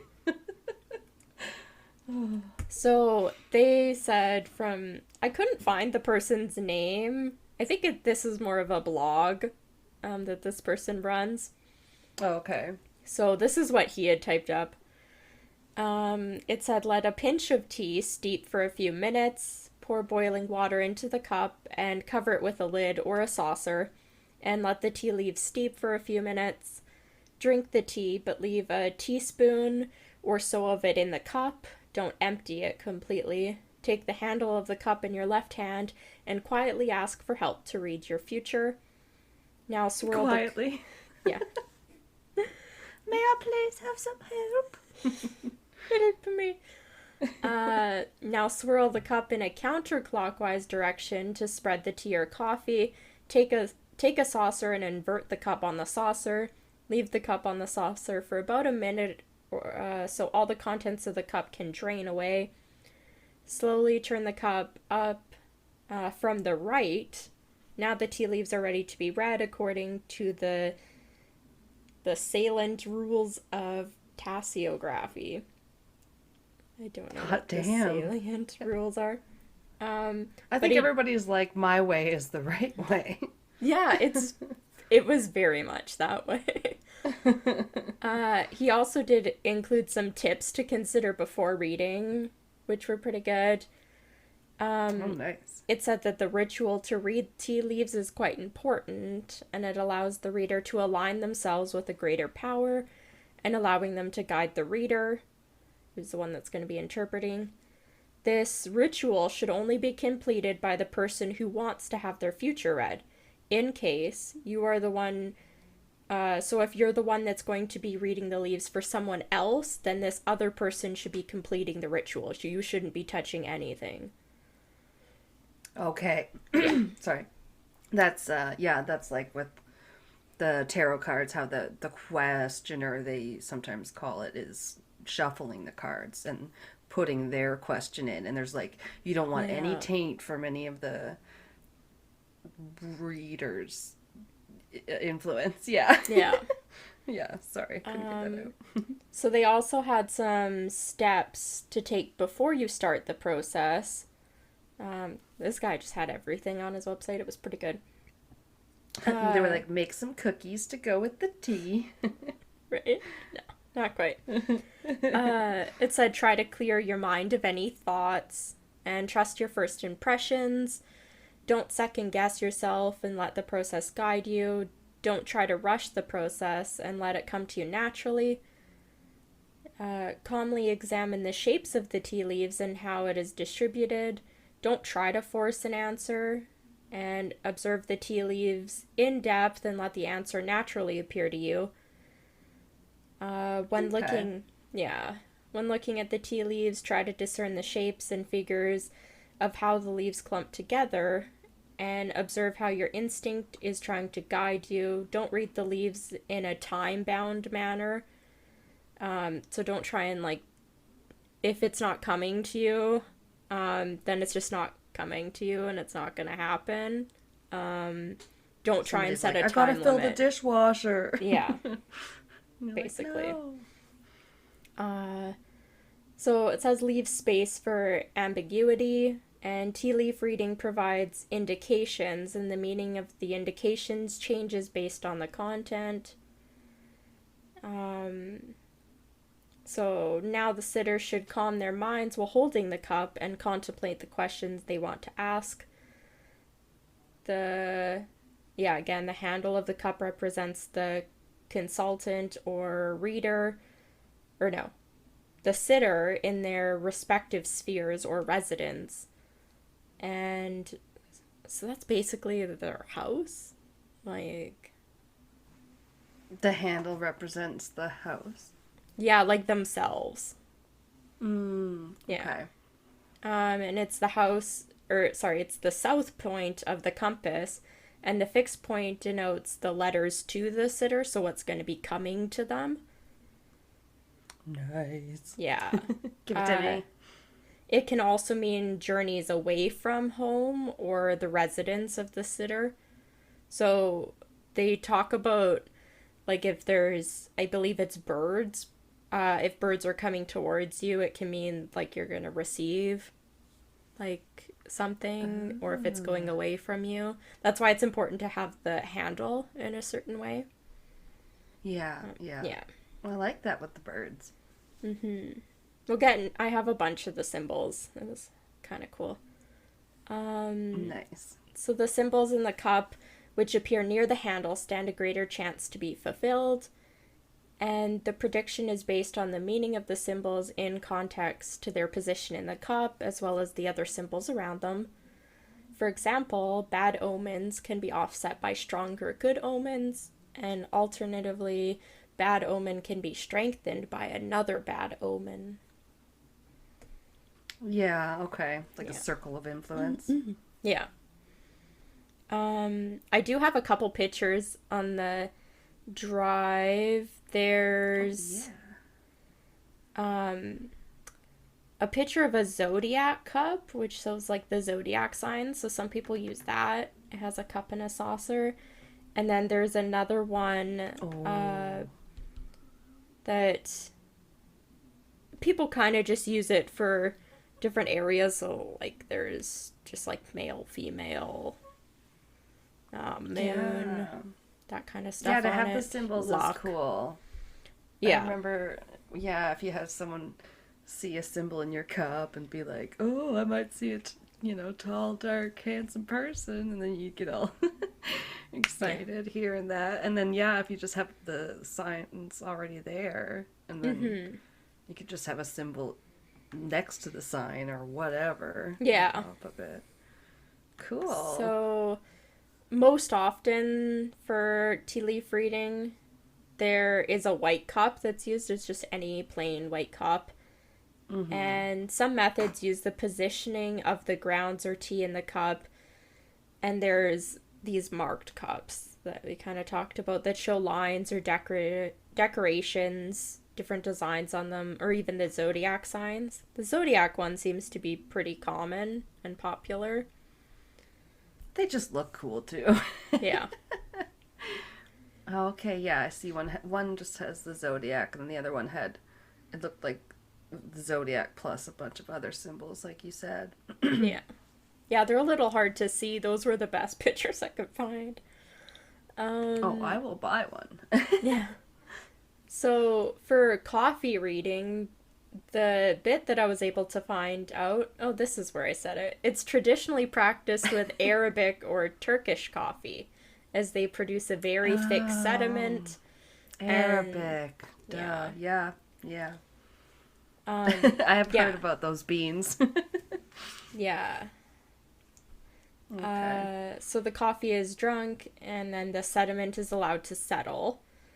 And there are some variations to the method of coffee reading, and commonly covering the cup with the saucer and then turning it upside down again. So similar to the tea leaf reading that way.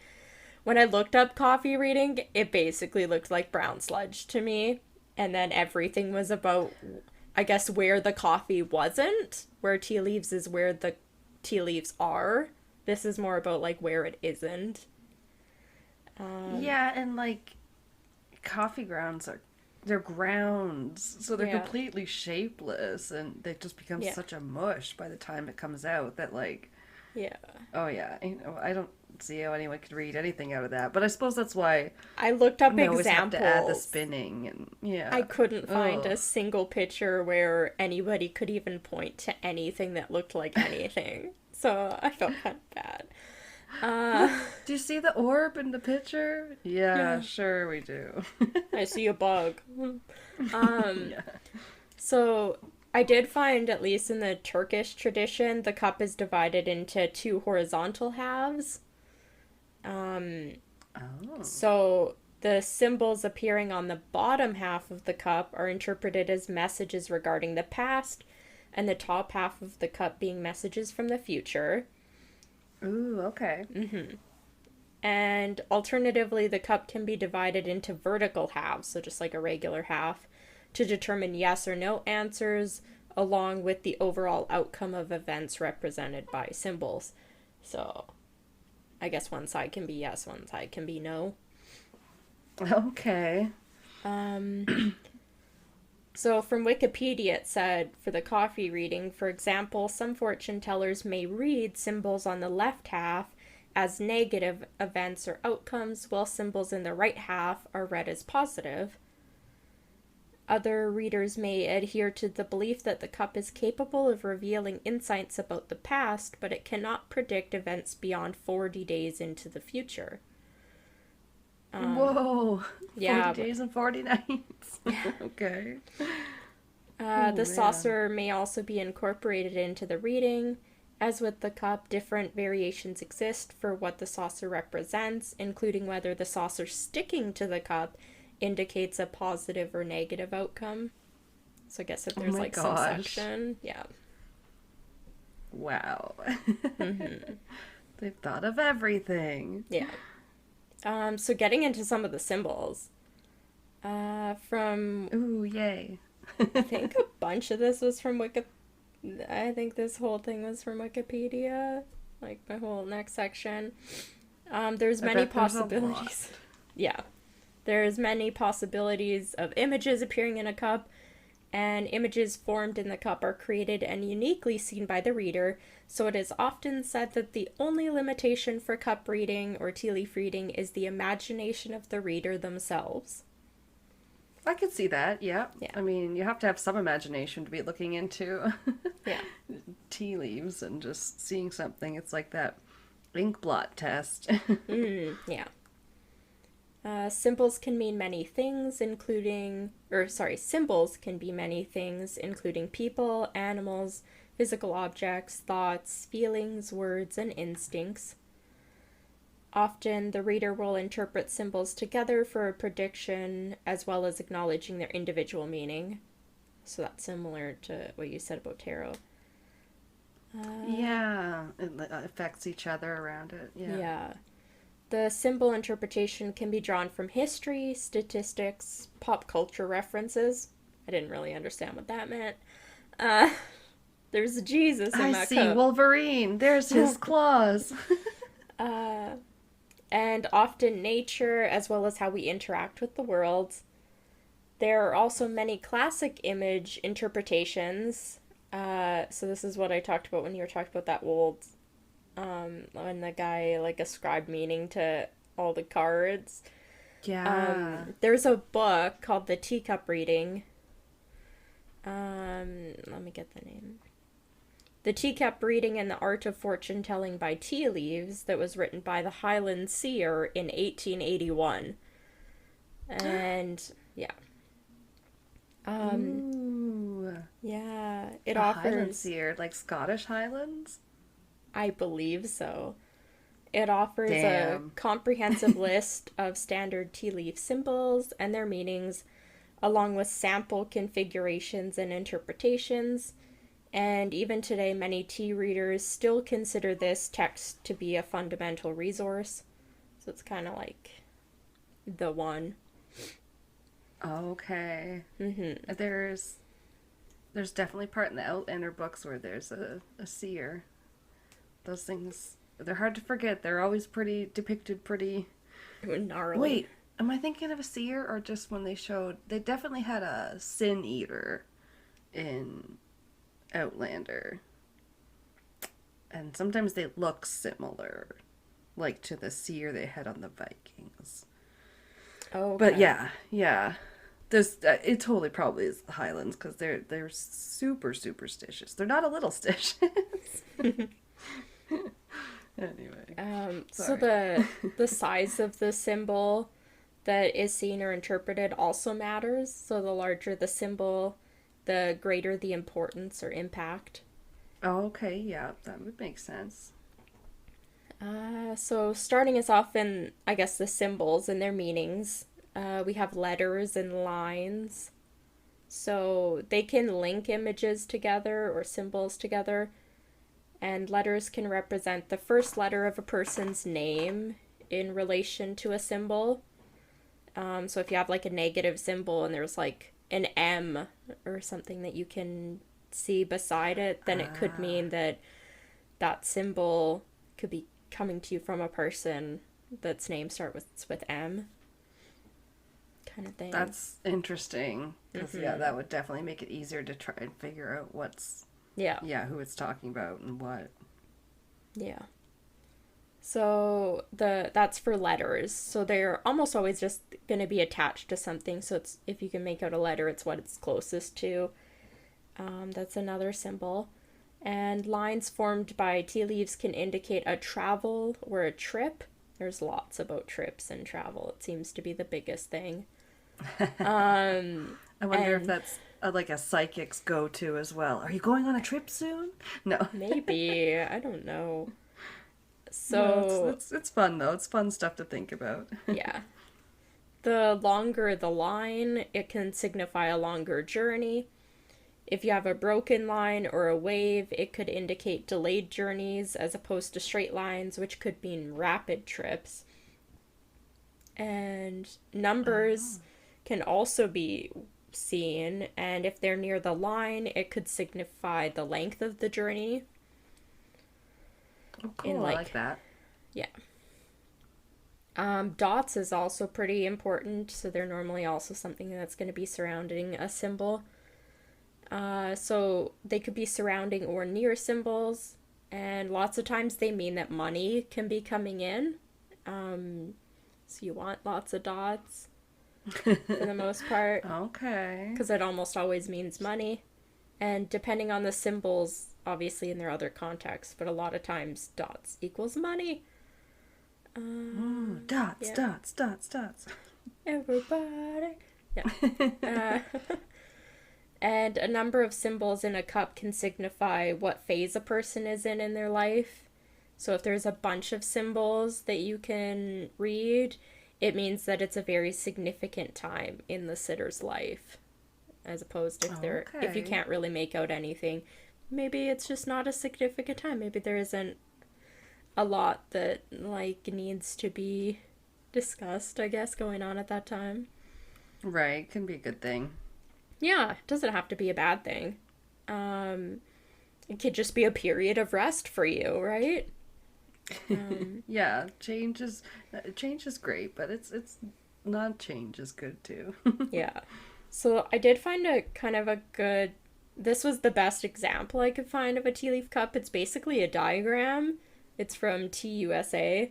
So it shows a few of the different symbols and kind of just like a drawn thing. But it has like the one you can see, it shows numbered and it tells you what they are. So like the one's an anchor, there's an axe, there's a heart, a palm tree, there's a couple triangles, and a letter L. So you can kind of see they aren't, I guess, other than the palm tree and maybe the heart, it's not super, like, visible. So you do kind of have to use your imagination quite a bit for it. Yeah, once you say axe, I'm like, yep, I can see an axe of that. It's a little axe. There's a little heart. But before that, you probably wouldn't have thought so. The palm tree is very distinguishing, though. Yes. Yeah. It's well, a palm tree or Sideshow Bob's hair, which arguably also looks like a palm tree. So, yep. And then the L, yeah, that one's easy. But yeah, oh, I see the triangles now. Definitely you kind of have to train your eye, though. Otherwise, you just see blobs. I think the anchor, I don't know what they mean because at one point they talk about one of the symbols being a boat. So I feel like the anchor number 1 really looks like a boat to me, like a sailboat. Yeah.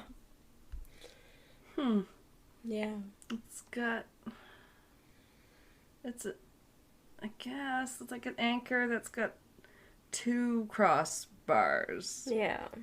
And the proportions are a little wacky, but I mean, I suppose if you're looking for a perfect depiction in here, then you're never gonna find any images. So yeah. It looks anchor-ish, but also could look like a sailboat or an airplane. Yeah. To me. So I at first was just gonna read through the big long list. I found probably like 30 different symbols and their meanings. And then here you go. Yeah. I kind of decided to group them. A bunch of them based on kind of just in general what they mean. Because I thought that might be a bit easier. So There's some that are very specific, so there'll be kind of a miscellaneous category at the end. And this isn't by no means all of them, obviously. But the first one they talked about was actually failed projects, which I wouldn't think would be a thing. But it's basically anything that's considered to be an aircraft, balloons, or any sort of plane is considered, like, interpreted as a failed project. Yeah. Oh, I see. Weird. Right? That one's a little strange. You can have a lot of prosperity in a business or romantic relationship if you have an anchor, a cow. If you have a heart that's surrounded by dots, it means a money. If there's a heart surrounded by a ring, it can mean marriage. Like a, yeah, because I was going to say just a circle or ring was the only thing I ever remembered hearing anything about.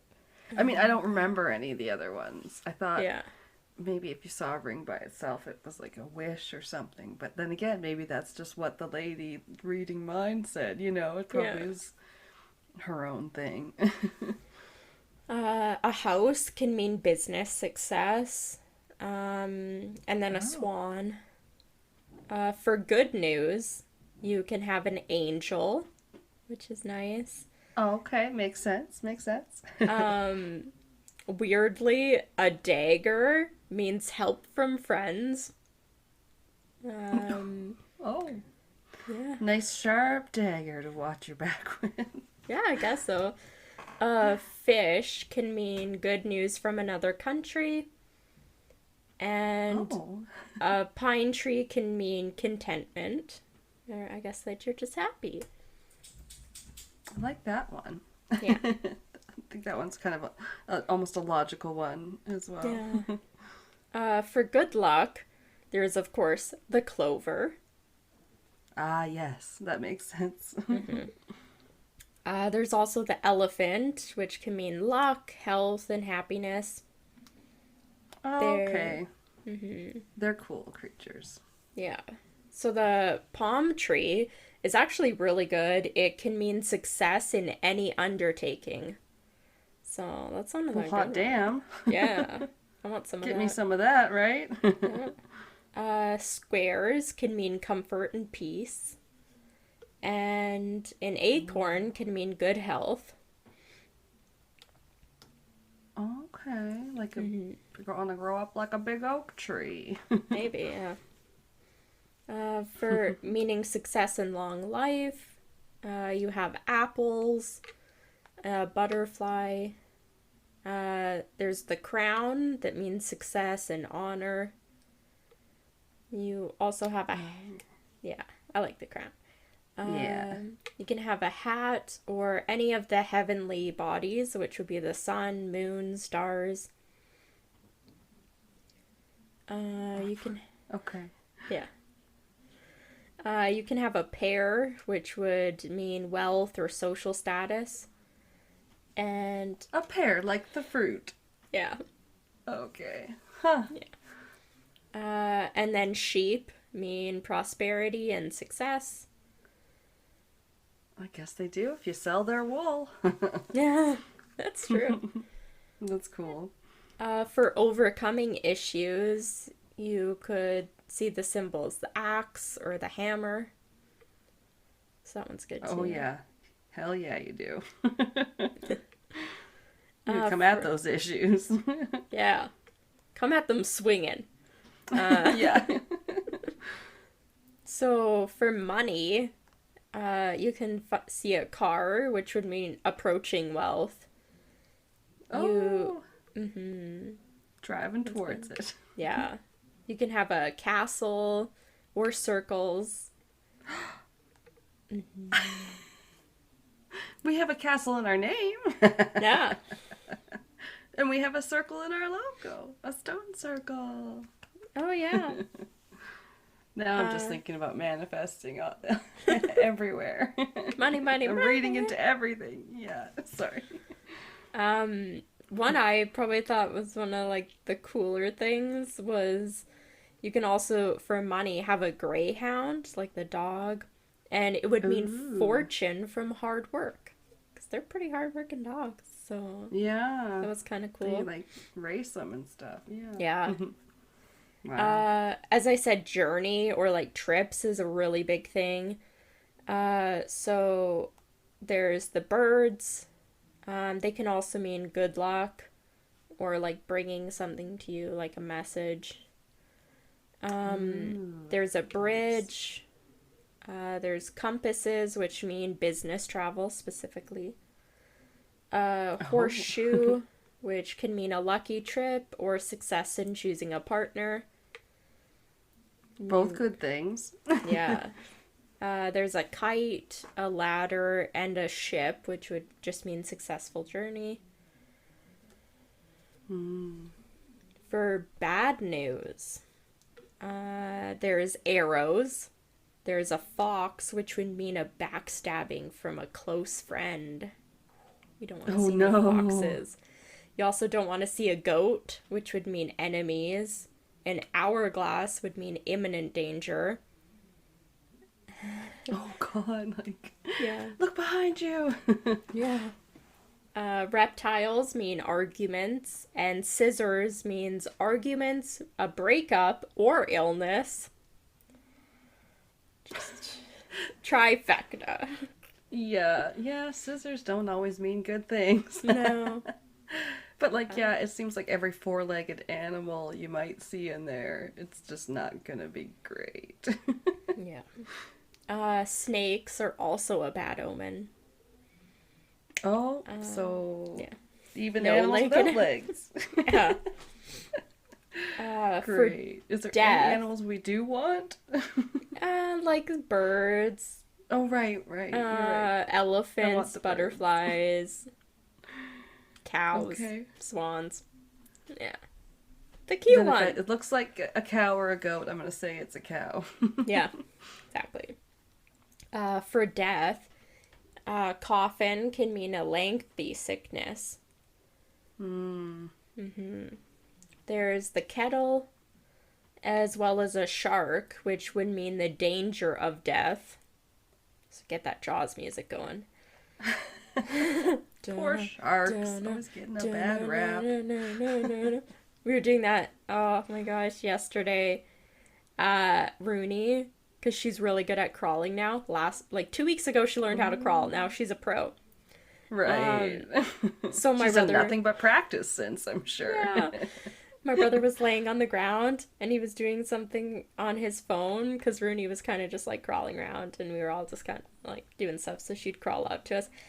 Well, she started crawling towards my brother, and I started going, dun-na, dun-na, dun-na, na-na, na-na. And then when she got to my brother, I guess they taught her how to, like, roar. So if you go rawr, she'll go rawr. So I was going like da-na-na-na-na-na, and she went up to my brother and went rawr. And I was like, we all died. It was so cute. Little Rooney roar. Yeah. Aww. Oh, so cute. Yeah, you guys should definitely tape that.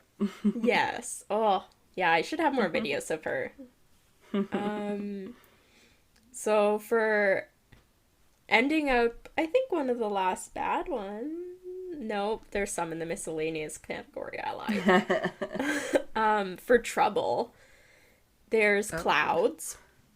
Yeah. Damn. Coming at clouds now. Coming for them. But if the cloud is surrounded by dots, it means monetary success. So as I said, dots means money. Oh my god. You want those dots. If you have a cross, it can mean trouble, a delay, or a death. So crosses aren't good. No, not great. Yeah. A gun can mean disharmony or slander. And a saw can mean trouble from strangers. Which is so specific. Yeah, definitely thinking horror movies now. A saw can mean trouble from strangers. Jigsaw. Yeah, exactly. So for the miscellaneous ones, there's a boat, which can mean a visit from a friend. Aww. And your friend on the boat. Yeah. A bouquet can represent good overall circumstances, including friends, love life, and financial matters. Oh, yeah, that's good. Mm-hmm. A dragon can mean large and sudden changes. Didn't say whether they were good or bad. Probably depends on the dragon. Yeah. Yeah. Eagle can mean honor and riches achieved through a change in housing. So specific. Like you buy a new house then? I guess so. Congrats on moving. Here's an eagle and some money. Oh, and if you already live in a house, then you must move to a castle. Yeah. A knife can mean disaster met through fighting and hatred. Yeah. Yeah. Damn straight. This one I think was a little different. So it was talking about the letters again. So if there's, it was so confusing. It said letter square of rectangular leaves, which I don't know what that means. Means news. Initials nearby this can signify the bearer of the news. So who's gonna bring you the news? And dots with the letter means money. But if the image of the dots is cloudy, it means loss of money. So there's just too much going on in that sentence. A lot of variables there. Yeah. I mean, okay, it's one thing if it's whatever, a letter next to a rectangle next to... Okay. Next to some dots, but God, they're cloudy. Yeah, you're going to need to consult the book a lot. Yeah. For all these different, yeah. So, as I said, lines, they can mean journey. They also can mean the direction of the journey when you're reading with a nearby symbol. Wavy lines can mean the difficult journey again. Straight lines can also mean peace, happiness, and a long life. We want all those. Get some really, really chunky loose leaf tea. Just super long things, and then be like, it made a line. What's known for a long leaf? Yeah. Probably oolong or black tea. Oh, oolong. Oolong. If not, it makes a good joke. Yeah. Ooh, it's long. Yeah. I don't have to. Oh, never mind. I have a page and a half left. I almost said I have not much left. Only a couple. No. There's a list. Yeah. There's the moon, which can be happiness and success. The crescent moon means prosperity, but if it's cloudy, this means problems will be solved. So you want this one to be cloudy, I guess. Oh, I was gonna say Moon's looking out for us, and then I just posted something on our Instagram that was a meme I came across that was something about, here we go blaming the full moon again, and then the moon be like, it's not my fault, Stephanie, quit blaming it on me. Love it. Like that. Yeah, it was pretty cute. So the next one is the mountain. Can mean a powerful friend, or if many mountains, powerful enemies. The mountain is a powerful friend you want to have in Westeros. Yeah. If there's many, it's enemies. I guess an army of those zombie. Yeah. Yeah. Whoa, no thanks. Mushroom can mean a sudden separation of lovers following a fight. So specific. Okay. Yeah. That's when some of these I just couldn't categorize anymore. I was just getting tired. The owl can mean sickness, poverty, a warning against starting a new business or venture, deceit in love, or other unlucky events. Well, they are usually a bad omen. We learned that from you as well. I forgot about that. Yeah, definitely. So the pig, if you see a pig, it can mean a faithful lover but jealous friends. Don't exactly know what that means. Your friends are jealous of your faithful lover. I don't know. Who is a pig? Who is a pig? In a cup made of tea. Rabbit can mean success in a city. Do you live in the city? I don't know. There's jackrabbits in this city. Yeah. They love my crab apples. Rat can mean losses through enemies or employees. Okay. Because they ratted you out. Yeah. The ring can symbolize marriage, like you said. If there's a letter nearby, it's the initial of the future spouse. And if the ring is at the bottom of what? The bottom, it means the marriage will not take place. If the ring is surrounded by clouds, it signifies an unhappy marriage. That's a lot. Is it just... Does it look like a ring like a jewelry ring, or just like a ring like a circle? I wonder. I think it's supposed to be a jewelry ring. Otherwise, it probably would have just been circle. Okay, because there was like dots and then rings, and I was like, Yeah. Okay. So, if there's a saw, that was trouble from strangers. A sword means arguments, especially between lovers. A broken sword means enemies that will win. So you don't want to have a broken sword. I guess not. Trees mean good luck, prosperity, and happiness. If they're surrounded by dots, the fortune will be found in the country. So go to the country. Just based off your tea leaf reading. Yeah, go to the trees to the country. If you see triangles, they're good luck or an unexpected inheritance. So they're pretty good. Yeah. The umbrella can mean difficulty or annoyance. This one made me sad, but the unicorn means scandal. Oh, scandalous. Leave that unicorn alone. Sassy. Yeah, just scandal. No other meaning, just scandal. The also wheel. A unicorn. Oh my god. Specific. Unicorn. Yeah. The wheel can mean inheritance, and worms mean secret enemies. Oh my god. So that's it for the list I've found. It was composed of a few different places. That had different meanings. Again, that's not all of them. It's extensive though. Yeah.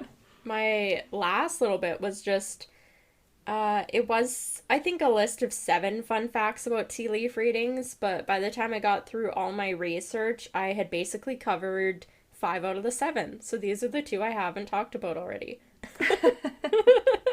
You're like, here are other 2 fun facts. We're like, what? What do you mean? Yeah, here's 2 out of 7 fun facts from a website. Well, hopefully they're the most fun. Yeah. They're okay. It's just stuff I hadn't mentioned already. And it says this was fact 5. It doesn't happen often, but it's possible for tea leaves to just not want to be read. This was all stuff from a person that does tea leaf readings. So it said, quote, sometimes a person will come and have a reading and I will just know something is blocking or holding back.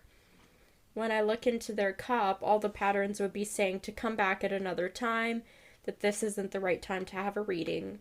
Then at that point, I would say to them that it was a lovely cuppa and I wouldn't charge them as there was no reading. That's so British. Yeah. Lovely cuppa. And then number 6 was you should not plan to have your tea leaves read often. And this was mentioned kind of with the coffee one about it being 40 days that you can only see ahead. So for tea leaf reading, this lady says, I will always suggest to people that putting at least 3 months, but more often 6 months between readings, as it gives time for things to change, grow, and develop. Okay. I can't see that being bad advice at all. Right? But, yeah, that was what I finished off with. But... No, I like it. I'm like, I was looking at the pictures again, and I wanted to ask, when we did the list of the symbols, did you talk about the Grim then?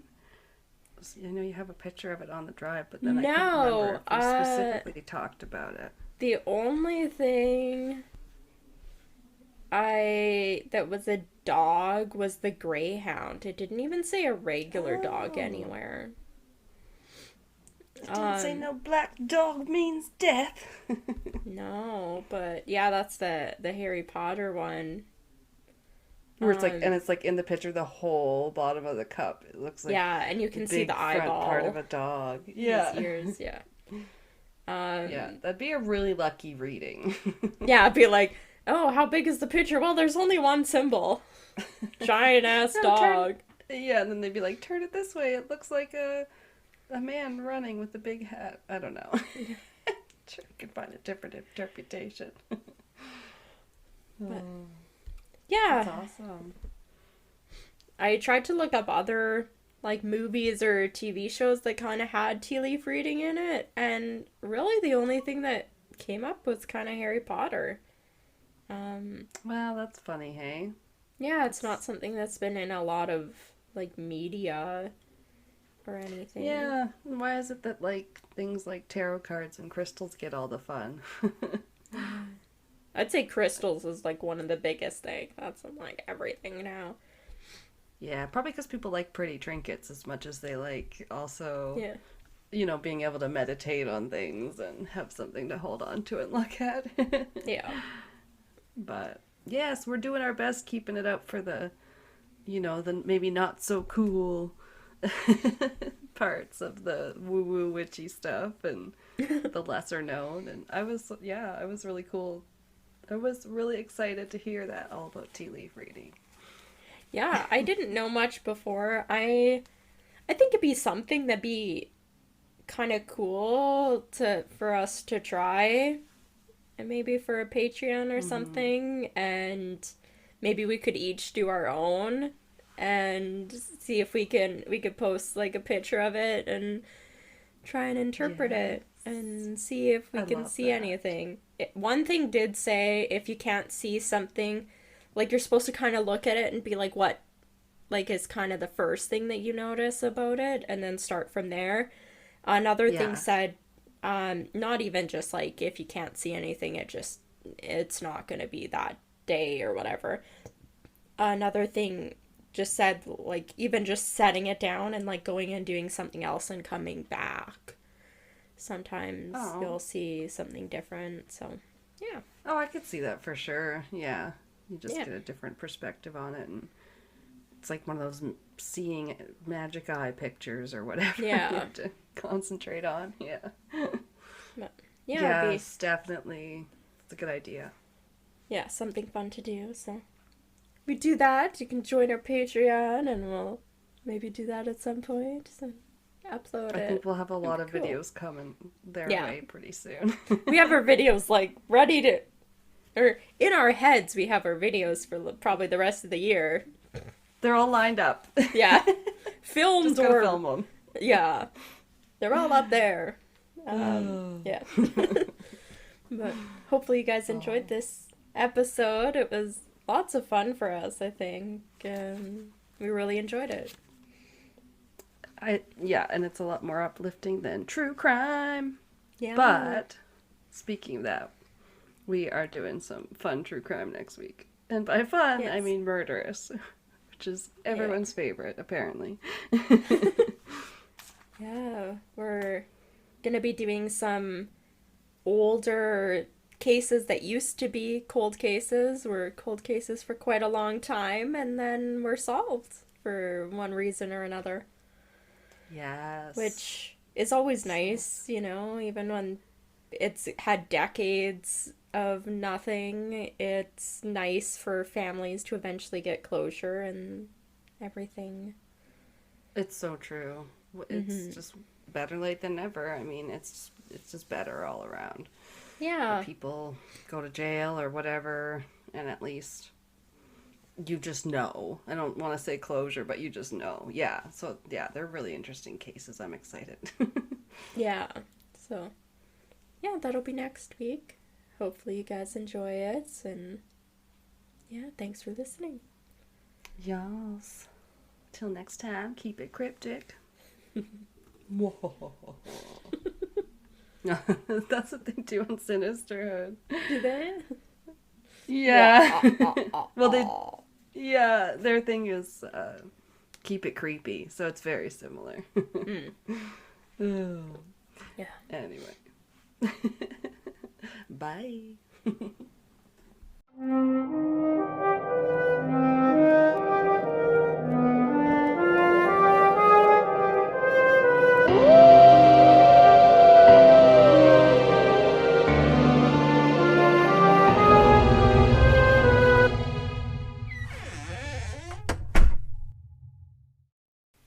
This has been Castles and Cryptids. You can listen to our podcast on Spotify, Apple Podcast, Google Podcast, Anchor, Breaker, Pocket Cast, and our YouTube channel.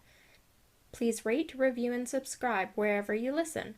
Follow us on Instagram, Facebook, and Reddit. On our website, you can listen to all of our episodes as well as view pictures for each of our segments. Check out our Patreon page to view all of our tiers and become a Patreon supporter today to unlock monthly bonus episodes and behind-the-scenes content. We are working on an Ask Us Anything. You can submit questions by social media or by email at castlesandcryptids@gmail.com. Do you have a spooky ghost story, a creepy cryptid sighting, or a thrilling true crime tale you would like to share and have us include in a future episode? Send us your listener story by social media or by email. Please include the name that you would like mentioned. Our music is by Kobe Fair. Our logo and artwork is by Antonio Garcia. Thanks for listening.